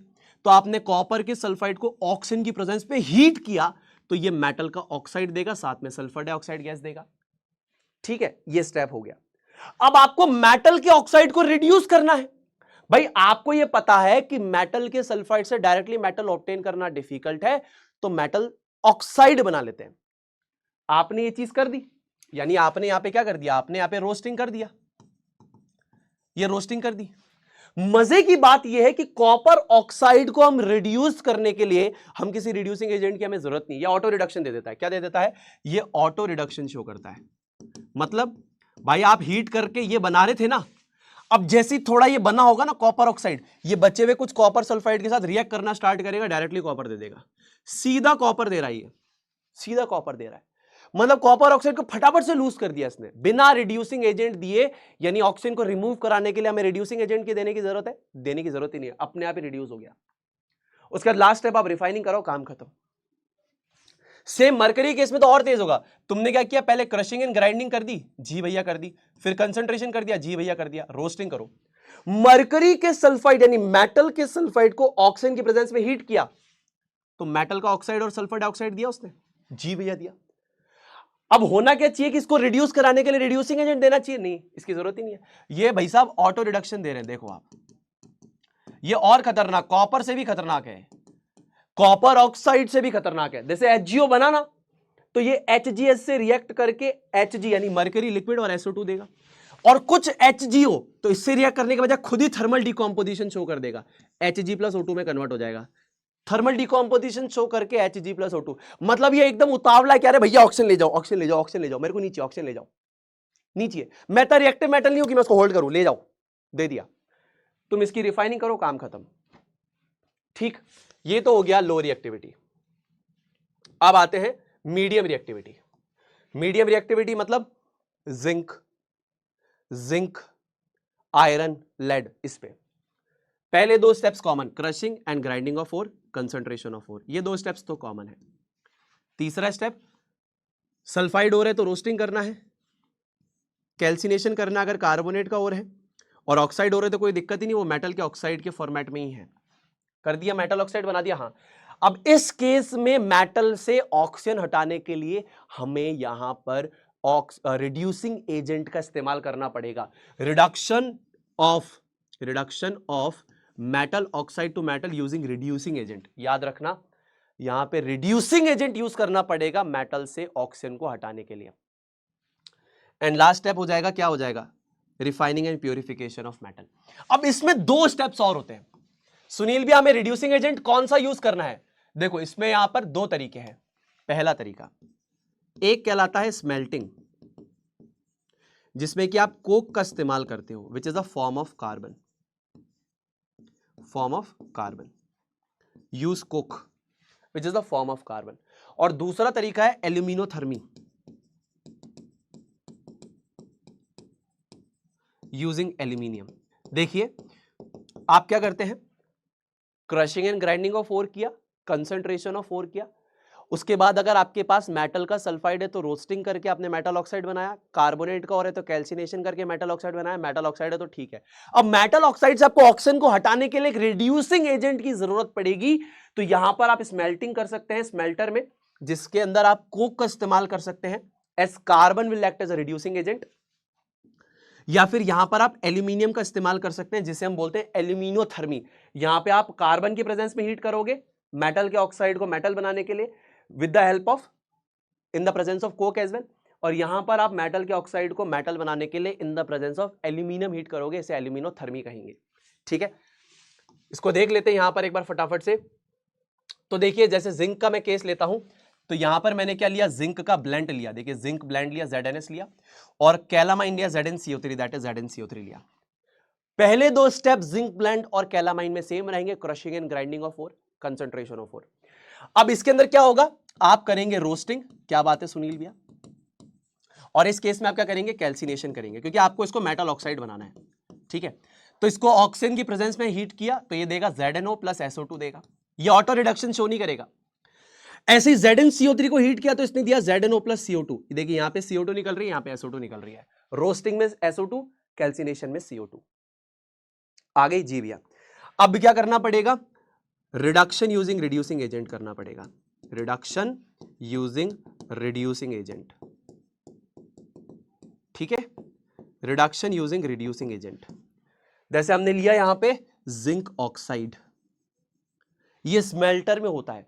देखो, आपने यहां पे मेटल ऑक्साइड बना लिया ना, मेटल ऑक्साइड बना लिया, पहला step crushing and grinding of ore, दूसरा कंसंट्रेशन ऑफ ओर, तीसरा आपका सल्फाइड था तो रोस्टिंग, कार्बोनेट था तो कैल्सिनेशन, ऑक्साइड बन गया। हाँ, अब ऑक्साइड से, इस मेटल ऑक्साइड से ऑक्सीजन को हटाना है ना, तो कार्बन एज रिड्यूसिंग एजेंट अपन ने यूज किया, ये कोक है। स्मेल्टर में आप कोक के प्रेजेंस में इसको हीट करेंगे तो ये Zn प्लस CO दे देगा। क्या दे देगा, Zn प्लस CO। एक तरीके से रिडॉक्स रिएक्शन है, डिस्प्लेसमेंट रिएक्शन भी है। क्या है, रिडॉक्स एंड डिस्प्लेसमेंट रिएक्शन दोनों है। Please stop calling me a cute, cute यानी carbon, zebra. Carbon is more reactive than zinc and that's why it has displaced it. तो ये क्या है, एक तरीके से डिस्प्लेसमेंट भी है, displacement as well as redox, दोनों है। ठीक है जी भैया। अब एक्चुअल केस अगर मैं बताऊं तो एनसीईआरटी में तो लिखा है ये मेटल सॉलिड स्टेट में मिलेगा, एक्चुअली में मेटल स्मेल्टर में लिक्विड स्टेट में मिलता है, लिक्विड स्टेट में, पर किताब में सॉलिड लिखा है इसीलिए मैंने सॉलिड बता दिया, बल्कि ये लिक्विड स्टेट में मिलता है। फर्दर ये कार्बन मोनोऑक्साइड भी यहां पर इससे मेटल ऑक्साइड से ऑक्सीजन को रिमूव कराने का काम करेगी। तो याद रखना इस चीज को। आई होप आपको ये चीज सारी की सारी याद है, और इसके बाद अब आप रिफाइनिंग कर दोगे, मेटल आ गया तो रिफाइनिंग कर देना, ठीक। अब सुनील भाई यही अगर हमको एल्यूमिनियम से करवाना पड़े तो देखिए एल्यूमिनियम से क्यों करवाना पड़ता है। जैसे फॉर एग्जाम्पल आपका जो मेटल है, मान लीजिए आपका जो मेटल है, मेटल मोर रिएक्टिव देन जिंक, तो जो जिंक से ज्यादा रिएक्टिव होंगे रिड्यूस्ड बाय एल्यूमिनियम। याद रखना जो भी मेटल आपके जिंक से ज्यादा रिएक्टिव होंगे, जो जिंक के नीचे उनको आप कार्बन से रिड्यूस कर देना, जो जिंक से ऊपर है उनको रिड्यूस करने के लिए एल्यूमिनियम का इस्तेमाल करना, एल्यूमिनोथर्मी कहेंगे इसको। जैसे मान लीजिए यह है पायरोलूसाइट, पायरोलूसाइट है ये MnO2, इसको अपन ने एल्यूमिनियम की प्रेजेंस पे जैसे ही हीट किया, क्या किया, हीट किया, ठीक है ना, क्या किया अपन ने, इसको हीट किया। सुनील भी यहां पे आपने हीट हटाएगी क्योंकि यहां पे हीट ज्यादा निकलेगी, जितना तुम हीट दे रहे हो उससे ज्यादा निकल जाएगी। तो जैसे इसको अपन हीट करेंगे तो aluminium being more reactive than Mn will displace it to form Al2O3 plus Mn plus heat, और इस हीट की वजह से लिक्विड स्टेट में आएगा, इन लिक्विड स्टेट। तो अगर आपसे पूछता है कि मेटल लिक्विड स्टेट में क्यों आया, तो आप बताना कि इस रिएक्शन में जो हीट निकलेगी उसकी वजह से ये जो मेटल है लिक्विड स्टेट में आएगा। तो जो भी मेटल जिंक से ज्यादा रिएक्टिव है उनको रिड्यूस करने के लिए, यानी उनसे ऑक्सीजन को रिमूव करवाने के लिए हम लोग एल्यूमिनियम को एज रिड्यूसिंग एजेंट यूज करेंगे। अब ये क्या करेगा, इसको रिड्यूस करने के लिए इससे ऑक्सीजन को रिमूव करवा देगा और यहां पे मेटल मिल जाएगा, हीट की वजह से मेटल लिक्विड स्टेट में आएगा। इस रिएक्शन की एक एप्लीकेशन भी है जिसे हम बोलते क्या है, जिसे बेसिकली हम बोलते हैं थर्माइट रिएक्शन, ठीक है। तो reduction of metal oxide to metal by aluminothermy. अब इस केस में तो आप कार्बन का इस्तेमाल करके भी रिड्यूस कर सकते हो, बट ये एक एप्लीकेशन है कि भाई हम एल्यूमिनियम को यूज करके Fe2O3 का, यानी इसमें यहां पे मेटल के ऑक्साइड को मेटल में कन्वर्ट कर रहे हैं। आप कार्बन से भी कर सकते हैं, कोई दिक्कत नहीं है, क्योंकि आयरन तो कम रिएक्टिव मेटल है, ठीक है। बट एक रिएक्शन है जिसका नाम है thermite reaction. So thermite reaction is used for welding of the broken railway parts of iron machinery, railway tracks etcetera. Thermite reaction is a type of displacement exothermic and redox reaction. होता क्या है, आप aluminium को, ध्यान से देखना मैं क्या बोल रहा हूं, आपने यहां पे रेडिश ब्राउन पाउडर लिया Fe2O3 का, कौन सा, आपने यहां पे रेडिश ब्राउन पाउडर लिया Fe2O3 का, इसको आप एल्यूमिनियम की प्रेजेंस में जैसे ही इग्नाइट करोगे with the help of magnesium ribbon, aluminium being more reactive than iron will displace it to form Al2O3, साथ में Fe, साथ में हीट। ये जो है बिकॉज ऑफ दिस आपका आयरन जो है वो लिक्विड स्टेट में आएगा। ये एक प्रकार की कौन सी रिएक्शन है, ये एक प्रकार की डिस्प्लेसमेंट रिएक्शन है, साथ में एक्सोथर्मिक एंड रिडॉक्स भी है, ठीक है। समझ में आ गई मेरी बात, क्लियर हो गई मेरी बात, बहुत बढ़िया। चलिए अब देखिए, अब यहां पे चलते हैं मेटल्स ऑफ हाई रिएक्टिविटी के ऊपर, ठीक है ना। तो मेटल्स ऑफ हाई रिएक्टिविटी के अंदर यहां पर क्या होता है, मेटल्स ऑफ हाई रिएक्टिविटी में यहां पर क्या होता है, सबसे पहले यहां पर क्या होती है दोस्तों, सबसे पहले यहां पर होती है crushing and grinding of ore, फिर होता है कंसंट्रेशन ऑफ ओर कॉमन, तीसरा डायरेक्टली इलेक्ट्रोलाइटिक रिडक्शन। अब मेटल्स ऑफ हाई रिएक्टिविटी किस फॉर्मेट में है, मेटल क्लोराइड्स या मेटल ऑक्साइड्स के फॉर्मेट में है।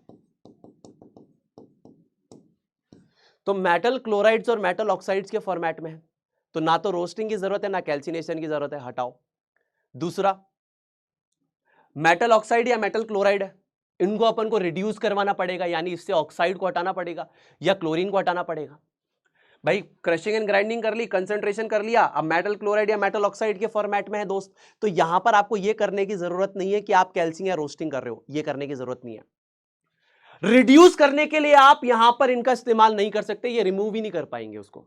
भाई रिड्यूस करने के लिए आप बोलो मैं कार्बन ले लूं, एल्यूमिनियम ले लूं और इनसे मैं हटा दूं हाई रिएक्टिविटी वाले मेटल से क्लोरीन और ऑक्सीजन को हटाऊं, नहीं हटा पाओगे। तो आपको इलेक्ट्रोलाइटिक रिडक्शन का इस्तेमाल करना पड़ेगा। अब इलेक्ट्रोलाइटिक रिडक्शन में क्या होता है, देखिए आपको बिजली देकर इसको रिड्यूस करना पड़ेगा। अब आप कहोगे कि बिजली देकर सबको रिड्यूस कर लो, भाई बहुत महंगा प्रोसेस है, ठीक है। हाँ जी भैया, अब देखो इसमें क्या करना होता है। सबसे पहले सबसे इंपॉर्टेंट बात क्या करना है, यहां पर आपको क्या करना है, जो भी आपका मेटल का क्लोराइड या मेटल का ऑक्साइड है उसको मोल्टन फॉर्मेट में लेना है। जो भी आपका मेटल का क्लोराइड या ऑक्साइड है उसको मोल्टन फॉर्मेट में लेना है। कैथोड और एनोड होगी, कैथोड नेगेटिव पोटेंशियल से कनेक्टेड होगी, एनोड पॉजिटिव पोटेंशियल से कनेक्टेड होगी, ठीक है। ये आपने ले लिया NaCl। अब आपको ये पता है कि NaCl जो है, ठीक है ना, अगर ये सॉलिड स्टेट में है, इसको अगर अपन मोल्टन फॉर्मेट में मान लीजिए हीट करके ले गए, मान लीजिए मैं इसको NaCl लिक्विड के फॉर्मेट में ले गया, तो यहां पर ये किस फॉर्मेट में होगी, Na1+ NCl1-, यानी ये जो आयंस है फ्री टू मूव होंगे। भैया आयंस है ना, they are free to move now. जी भैया, अब मान लीजिए जैसे ही आपने यहां पे पोटेंशियल अप्लाई करा तो ये पॉजिटिवली चार्ज आयन कहां जाएगा, नेगेटिवली चार्ज इलेक्ट्रोड पे, और ये जाएगा पॉजिटिवली चार्ज इलेक्ट्रोड पे। तो होगा क्या, एनोड पे क्या होता है, एनोड पे होता है ऑक्सीडेशन, और ऑक्सीडेशन क्या होता है, लॉस ऑफ इलेक्ट्रॉन्स होता है। क्या होता है, लॉस ऑफ इलेक्ट्रॉन्स होता है। तो यहां पे 2 क्लोरीन के अनायन जैसे ही वहां जाएंगे तो वो दे देंगे Cl2 plus twice of electron.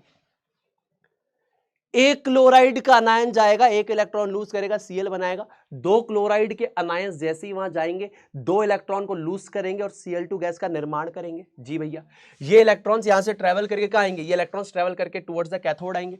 तो कैथोड पे क्या होता है, रिडक्शन होता है, and reduction is gain of electrons, reduction is gain of electrons, ठीक। तो यहां पे जो सोडियम का कटायन जाएगा, देखिए कटायन कैथोड पे जाएगा क्योंकि ये नेगेटिवली चार्ज है, पॉजिटिवली चार्ज है। तो ये जो इलेक्ट्रॉन यहां से आ रहा है, आप समझ रहे हैं, ये क्लोराइड के अनायन से आ गए, इन्होंने इलेक्ट्रॉन दान किया, ये इलेक्ट्रॉन ट्रेवल करके यहां आ रहे हैं, ये गेन करके यहां पे सोडियम बना लेगा। तो यहां पर आपको क्या मिलेगा, यहां पर आपको प्योर मेटल मिलने लगेगा, इधर प्योर मेटल आपको मिलने लगेगा, यहां पे इस रीजन में प्योर मेटल आपको मिलने लगेगा, ठीक। इसमें रिफाइनिंग की कोई जरूरत नहीं है, बिल्कुल प्योर मेटल है, ठीक है। सुनील भी अगर रिफाइनिंग करना होगा तो हमको क्या करना पड़ेगा, देखिए इलेक्ट्रोलाइटिक रिफाइनिंग आपको यहां पे करना पड़ेगा, ठीक। ये यहां पे इलेक्ट्रोलाइटिक रिफाइनिंग की जरूरत है। सो इलेक्ट्रोलाइटिक रिफाइनिंग और द प्यूरिफिकेशन ऑफ मेटल्स, ये एक तरीका है जो हमारे कोर्स में, ऐसे काफी सारे तरीके होते हैं। अब इसमें किस किस के लिए, मेटल के लिए करना है, कॉपर के लिए करना है, जिंक के लिए करना है, टिन के लिए करना है, निकल के लिए करना है। आपको इस प्रोसेस में करना क्या होता है, इम्प्योर मेटल को आप कहां पे लेते हैं, इम्प्योर मेटल को ऐसे, ये इम्प्योर मेटल को आप एनोड के ऊपर लेते हैं, ठीक है ना। In this process the impure metal is made the anode and the thin strip of pure metal is made the cathode. एकदम पतली स्ट्रिप आप लेंगे मेटल की, यहां पे क्या है, प्योर मेटल है। भाई जो मेटल आपको ऑब्टेन करना है, जिसको साफ करना है, उसकी एक पतली सी स्ट्रिप आप यहां ले लो, जैसे फॉर एग्जांपल कॉपर की ले ली, और इम्प्योर कॉपर का ब्लॉक अपन ने यहां ले लिया, जिसको अपन को साफ करना है, लास्ट स्टेप जो था। अब ये सॉल्ट सोल्यूशन किसका लेना है, salt, a solution of metal salt is used as an electrolyte. जिस भी मेटल का आप एक्सट्रैक्शन कर रहे हैं उसी का सॉल्ट सोल्यूशन इलेक्ट्रोलाइट की तरह काम करेगा। जैसे फॉर एग्जांपल यहां पर CuSO4 इलेक्ट्रोलाइट है, कॉपर मेटल का लिए हम कर रहे हैं रिफाइनिंग, तो कॉपर मेटल का ही इलेक्ट्रोलाइट होगा। इलेक्ट्रोलाइट का मतलब जो आयंस में टूट जाए, ठीक है ना। अब होगा क्या, जैसे ही आप करंट को पास करेंगे तो pure metal from the anode dissolves into the electrolyte, N equivalent amount of pure metal from the electrolyte is deposited on the cathode. कहने का मतलब क्या है, देखिए इसको समझिएगा। आपने ये इलेक्ट्रोलाइट को लिया तो इलेक्ट्रोलाइट किस में टूटेगी, Cu2 प्लस एक्वस में एंड SO4 2- आयंस में। अभी मेरा मेजर फोकस इस पे रहेगा। अब ये जो आपके बेसिकली यहां पर कटायंस हैं, ये बेसिकली कहां जाएंगे, ये cathode negative potential, anode positive potential. तो कटायन कहां जाएंगे, देखिए कैथोड पे क्या होगा, कैथोड पे हमें पता है रिडक्शन होगा, यानी गेन ऑफ इलेक्ट्रॉन्स होगा, ठीक। होगा क्या, ये जैसे इस पे जाएगा, देखिए ये जाएगा तो क्या होगा, देखिए ये जैसे ही जाएगा तो ये इलेक्ट्रॉन्स गेन करेगा और यहां पे कॉपर बन जाएगा। सॉल्यूशन के अंदर जो आपके पास कॉपर के कटायन है ये कैथोड की तरफ अट्रैक्ट होंगे, कैथोड पे रिडक्शन यानी गेन ऑफ इलेक्ट्रॉन होगा और ये इलेक्ट्रॉन गेन करके कॉपर बना लेगा। सिमिलरली मेरे दोस्त यहां पर क्या होगी, एक और चीज क्या होगी यहां पर, एक और चीज यहां पर क्या होगी, एक और चीज यहां पर क्या होगी, उसको समझिएगा ध्यान से। एनोड पे क्या होगा, एनोड पे क्या होगा, एनोड पे होगा ऑक्सीडेशन यानी लॉस ऑफ इलेक्ट्रॉन, यानी होगा क्या, जो इंप्योर कॉपर है वो इलेक्ट्रॉन्स को लूज करेगा और ये सॉल्यूशन में एज कॉपर का कटायन बन के आ जाएगा। यानी जो इंप्योर कॉपर है एनोड पे इलेक्ट्रॉन्स को लूज करेगा और कटायन बन के आ जाएगा। ये कटायन यहां पे कैथोड पे जा रहे हैं, इलेक्ट्रॉन्स गेन करके यहां पे कॉपर बनता जा रहा है। तो इस तरीके से एक प्रोसेस चलता रहेगा। और जो भी मेरे दोस्तों यहां पर फिर इंप्योरिटीज होंगी, जो भी इंप्योरिटीज होंगी ना दोस्तों, वो यहां पर नीचे सेटल हो जाएगी। जो भी इंप्योरिटीज होंगी वो नीचे सेटल हो जाएगी as anode mud, insoluble ones, insoluble impurities. और ये इंप्योरिटी कौन कौन सी है, लाइक सिल्वर एंड गोल्ड है जो यहां पर नीचे सेटल हो गई है। अब कुछ बच्चे सोच रहे होंगे एसिडिफाइड क्यों यूज किया, प्रोसेस की स्पीड को बढ़ाने के लिए। तो ये लास्ट स्टेप था जो metals of medium and low reactivity के अंदर अपन यूज करते हैं, that is purification of metal, that is purification of metal. यहां पर नहीं होता है हाई रिएक्टिविटी में, वैसे ही प्योर मेटल है। अब बिल्कुल लास्ट चीज के बारे में पढ़ेंगे। यहां पर क्या है लास्ट चीज हमारी, कोरोजन। लास्ट चीज क्या है हमारे पास, लास्ट चीज हमारे पास है कोरोजन। ध्यान से देखिएगा, कोरोजन। कोरोजन में होता क्या है कि मेटल अपने सरफेस को डेटीरियोरेट कर देते हैं, खुद के ऊपर कुछ और ऑक्साइड की लेयर बना लेंगे या सल्फाइड की या कार्बोनेट की लेयर बना लेंगे, ठीक है ना। लेकिन उनको मजा आता है करने में, क्योंकि मेटल्स को इलेक्ट्रॉन दान करने में मजा आ रहा है, एटमॉस्फेरिक गैसेस को गेन करने में मजा आ रहा है, तो वो लेयर बन जाती है, तो मेटल को मजा आ रहा है, लेकिन उससे वो चमक हो रहा है ना। अब देखिए बात करते हैं रस्टिंग ऑफ आयरन की। तो लोहा क्या करता है, एयर में प्रेजेंट ऑक्सीजन और मॉइस्चर, ये x number of water molecules है, 2 3 4 जितने नंबर ऑफ वाटर मॉलिक्यूल्स हो गए, अटैच करके हाइड्रेटेड फेरिक ऑक्साइड का निर्माण करता है। किसका, हाइड्रेटेड फेरिक ऑक्साइड। कौन से कलर का होता है ये होता है हाइड्रेटेड फेरिक ऑक्साइड। इसे हम लोग क्या बोलते हैं, इसी को हम लोग बोलते हैं बेसिकली आपका रस्ट कहते हैं, ठीक है ना। कौन से कलर का होता है, रेडिश ब्राउन कलर की लेयर होती है, देख लीजिए। फ्लेकी होती है, फ्लेकी का मतलब क्या हो गया, नॉन स्टिकी लेयर होती है, ठीक है ना। और दूसरा ब्रिटल होती है, इजीली चटक जाती है, इजीली टूट जाती है लेयर। तो रस्ट जो होती है रेडिश ब्राउन कलर की होती है, सरफेस पे चिपकती नहीं है, आसानी से टूट जाती है और एक तरीके से लोहे को गला देती है, खत्म कर देती है लोहे को। बहुत ही घटिया लेयर है। अब देखिए यहां पर आपसे पूछा जाए कि क्या बिना ऑक्सीजन और मॉइस्चर, यानी इनमें से दोनों में से एक को हटा दे तो क्या जंग लगेगी, तो याद रखना नहीं लगेगी। जैसे फॉर एग्जाम्पल यहां पर हवा है, हवा में क्या है, ऑक्सीजन है, ठीक है ना, एयर हैज ऑक्सीजन, तो ऑक्सीजन अवेलेबल है, साथ में यहां पे पानी भी है, तो ऑक्सीजन और वाटर दोनों है, तो यहां पे जंग लगेगी, बिल्कुल लगेगी। पानी के अंदर क्या है, डिजॉल्व्ड ऑक्सीजन भी है, डिजॉल्व्ड ऑक्सीजन भी है, तो यहां पर हर चीज अवेलेबल है, पानी अवेलेबल है, ऑक्सीजन अवेलेबल है, जंग लग जाएगी। इस केस में हवा जिसमें ऑक्सीजन है वो ऊपर है, बीच में तेल की एक लेयर है, और यहां पे जो पानी है वो बॉइल्ड वाटर है, ध्यान रखना बॉइल्ड वाटर है। बॉइल्ड वाटर में डिसॉल्व्ड गैसेस नहीं होती, boiled to remove any dissolved air, तो यहां पर बॉइल्ड वाटर में कोई भी ऑक्सीजन गैस नहीं है, यहां से ऑक्सीजन गैस ऊपर से भी नीचे नहीं आ सकती, तो यहां पर इस केस में क्या होगा, नो रस्टिंग, नो रस्टिंग। क्यों, यहां पर only water and no oxygen, तो यहां पर ऑक्सीजन अवेलेबल नहीं है ना दोस्त, इसीलिए यहां पर जंग नहीं लगेगी। लेकिन अगर आपको यह बोलते कि ऊपर हवा है, बीच में तेल की लेयर और नीचे नॉर्मल पानी है, तो जंग लग जाती, क्योंकि नॉर्मल पानी में डिसॉल्व्ड ऑक्सीजन होती है और पानी तो खुद H2O है, तो यहां पर हाइड्रेटेड फेरिक ऑक्साइड बन जाता, कोई दिक्कत नहीं आती, ठीक है। अब यहां पर बात करें तो यह हवा सूख चुकी है, this is not moist air, dry air है। क्यों, क्योंकि एनहाइड्रस कैल्शियम क्लोराइड यानी ड्राइंग एजेंट है जो एयर से मॉइस्चर को एब्जॉर्ब कर लेगा, तो यहां पर क्या है, only oxygen and no moisture. लेकिन अगर यही हवा गीली होती तो क्या हो जाता, रिएक्शन हो जाती। यानी यहां पर H2O नहीं है, O2 है, तो रस्टिंग इस केस में भी नहीं होगी। ठीक है, चलिए अब हमारा बिल्कुल लास्ट वाला एस्पेक्ट बचा हुआ है, ठीक है ना। अब देखिए दो प्रकार के और कोरोजन्स हैं जो मैं आपको बता देता हूं। टार्निशिंग, पहला हमारे पास क्या है, टार्निशिंग, और दूसरा हमारे पास है टार्निशिंग ऑफ कॉपर, दूसरा टार्निशिंग ऑफ सिल्वर। ठीक है, तो कॉपर एयर में प्रेजेंट कार्बन डाइऑक्साइड, ऑक्सीजन और मॉइस्चर से रिएक्ट करके बेसिक कॉपर कार्बोनेट की लेयर चढ़ा देता है। कौन सी, बेसिक कॉपर कार्बोनेट की, बेसिक कॉपर कार्बोनेट की।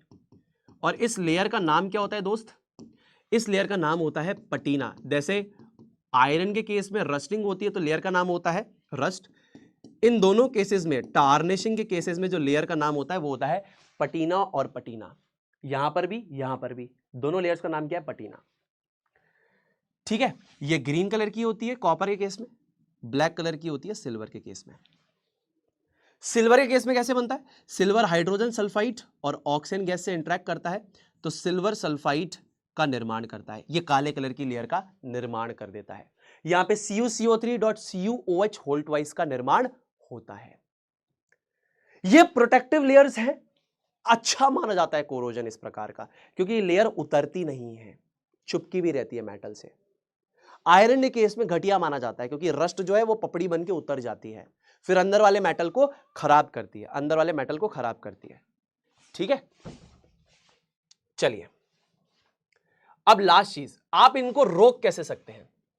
देखिए बहुत सरल से तरीके हैं, बट कौन सा टिकाऊ है कौन सा नहीं वो मैं बताता हूं। सबसे पहला बैरियर प्रोटेक्शन। बैरियर प्रोटेक्शन क्या बोलता है कि एक बैरियर आपने इंट्रोड्यूस कर दिया, अब जो लोहा है उस पे अगर मान लीजिए आपने पेंट लगा दिया या ग्रीस लगा दिया तो अब एक लेयर बन गई लोहे के बीच में और ऑक्सीजन और मॉइस्चर के बीच में, इससे बैरियर प्रोटेक्शन कहते हैं। ठीक है, लेकिन ये दोस्तों क्या है, टेम्पररी है, it is not a permanent solution, temporary solution है। पेंट उतरा, ग्रीस उतरी, ऑक्सीजन और मॉइस्चर आएंगे कांटेक्ट में, आयरन के जंग लग जाएगी। दूसरा है सैक्रिफाइसल प्रोटेक्शन। अब इसमें क्या करते हैं अपन, एक मोर रिएक्टिव मेटल की लेयर को लेस रिएक्टिव मेटल पे चढ़ाते हैं। अब देखिए मोर रिएक्टिव मेटल करता क्या, more reactive metal prevents oxygen and water to come in contact with iron, पैरा तो ये, यानी बैरियर प्रोटेक्शन वाला काम तो करता ही है, साथ में क्या करता है, खुद कोरोजन दे देता है। समझ में आ गया। तो जो सैक्रिफाइसल प्रोटेक्शन होता है वो बैरियर प्रोटेक्शन का काम तो करता है, साथ में सैक्रिफाइस करता है, बोलता है तुम मेरे को ऑक्सीडाइज कर लो, आयरन को ऑक्सीडाइज मत करो, मेरे को जंग में मेरा कोरोजन कर लो। एक तरीका ऐसा है जिसको हम बोलते हैं गैल्वेनाइजेशन, जहां पर हम लेयर ऑफ जिंक को अप्लाई करते हैं आयरन के ऊपर। जिंक को मोल्टन फॉर्मेट में लाए, लोहे को डिप करके और रख दिया। ठीक है ना, पहले लोहे को साफ करेंगे, फिर मोल्टन जिंक में डाल के रख देंगे, जिंक की लेयर चढ़ गई, गैल्वेनाइजेशन। अब ये भी आपका टेम्पररी है, temporary and requires high maintenance, and requires maintenance. अब बिल्कुल हम आते हैं परमानेंट सोल्यूशन पे, इसे हम बोलते हैं अलॉइंग करना। क्या बोलते हैं, अलॉइंग करना, ये परमानेंट सोल्यूशन है। जैसे मान लीजिए मैंने क्या किया, प्योर आयरन मुझे पता है काफी सॉफ्ट और आसानी से स्ट्रेच हो जाता है जब वो गर्म हो, और वो जंग लग जाती है उसमें। तो प्योर आयरन काफी ज्यादा सॉफ्टर होता है, आसानी से खिंच जाता है जब गर्म हो, और उस पर जंग लग जाती है। अब अगर यही मैं क्या करूं, आयरन को मिक्स करूं स्मॉल अमाउंट ऑफ कार्बन के साथ, तो वो हार्ड बन जाएगा एंड स्ट्रांग बन जाएगा, और इसको हम स्टील बोलते हैं। ये अलॉय हो गया, समझ गए आप। तो दो चीजों का ऐसा मिश्रण करना जिससे कि बिल्कुल डिफरेंट प्रॉपर्टीज क्रिएट हो, इसे अलॉय बनाना कहते हैं। ठीक है, अलॉय होमोजीनियस और हेट्रोजीनियस दोनों हो सकता है, आपने आज तक पढ़ा है होमोजीनियस होगा, हेट्रोजीनियस भी हो सकता है। पर्लाइट, PERLITE, पर्लाइट लिख लेना, हेट्रोजीनियस मिक्सचर है। सिमिलरली अगर आयरन को मिक्स करते हैं निकल के साथ, तो निकल यहां पर क्या प्रोवाइड करता है, निकल यहां पर हार्डनेस प्रोवाइड करता है, और क्रोमियम यहां पे क्या प्रोवाइड करता है, रेजिस्टेंस टू कोरोजन प्रोवाइड करता है। साथ ही साथ इसको स्टेनलेस बनाता है, क्या बनाता है, स्टेनलेस बनाता है। तो इस प्रकार के स्टील को अपन क्या बोलते हैं, स्टेनलेस स्टील बोलते हैं, जो हार्ड होता है और उस पर जंग नहीं लगती, और आपके बर्तन स्टेनलेस स्टील के बनते हैं। तो स्टेनलेस स्टील में आयरन, निकल और क्रोमियम होता है, क्रोमियम रेजिस्टेंस टू कोरोजन देता है, यानी इसको जंग नहीं लगने देता है, और दूसरा इसको स्टेनलेस बनाता है, इसीलिए अपन बोलते हैं स्टेनलेस स्टील, और ये हार्डनेस प्रोवाइड करता है। कुछ कॉमन अलॉयज भी देख लो दोस्त। ठीक है। स्टेनलेस स्टील में आयरन, निकल और chromium, it is hard and does not rust, change in properties compare to the constituent elements, ठीक। ब्रास होता है, copper and zinc, that is poor conductor of electricity. खैर आपको ये इस पे इतना फोकस करने की जरूरत नहीं है। ब्रास आपको पता होना चाहिए कॉपर एंड जिंक का एक मिक्सचर है जहां पर 80% ये होता है और 20% आपके पास ये होता है, ठीक है ना। इसको पीतल कहते हैं। ब्रॉन्ज यानी कांस्य, कॉपर और टिन, ये आपके पास बेसिकली 80 to 90% होता है और ये 10% होगा, ठीक है ना। ये 90% होगा और ये बेसिकली 10% होगा। इसी प्रकार सोल्डर, दैट इज लेड और टिन का अलॉय, इसकी इंपॉर्टेंट प्रॉपर्टी ये है, लेड और टिन का अलॉय होता है ये बहुत लो मेल्टिंग पॉइंट का मेटल है, ठीक है। चलिए, तो दोस्तों यहां पर मैंने कोशिश करी है कि आपके इस पर्टिकुलर चैप्टर को काफी ज्यादा आसान बना सकूं एंड आई होप ये आसान बन चुका है। तो मिलते हैं दोस्तों अगले लेक्चर में, तब तक के लिए अपना ध्यान रखिए, खुश रहिए, stay healthy, stay awesome and always say जय जय फिजिक्स वाला, जय हिंद, जय भारत, वंदे मातरम।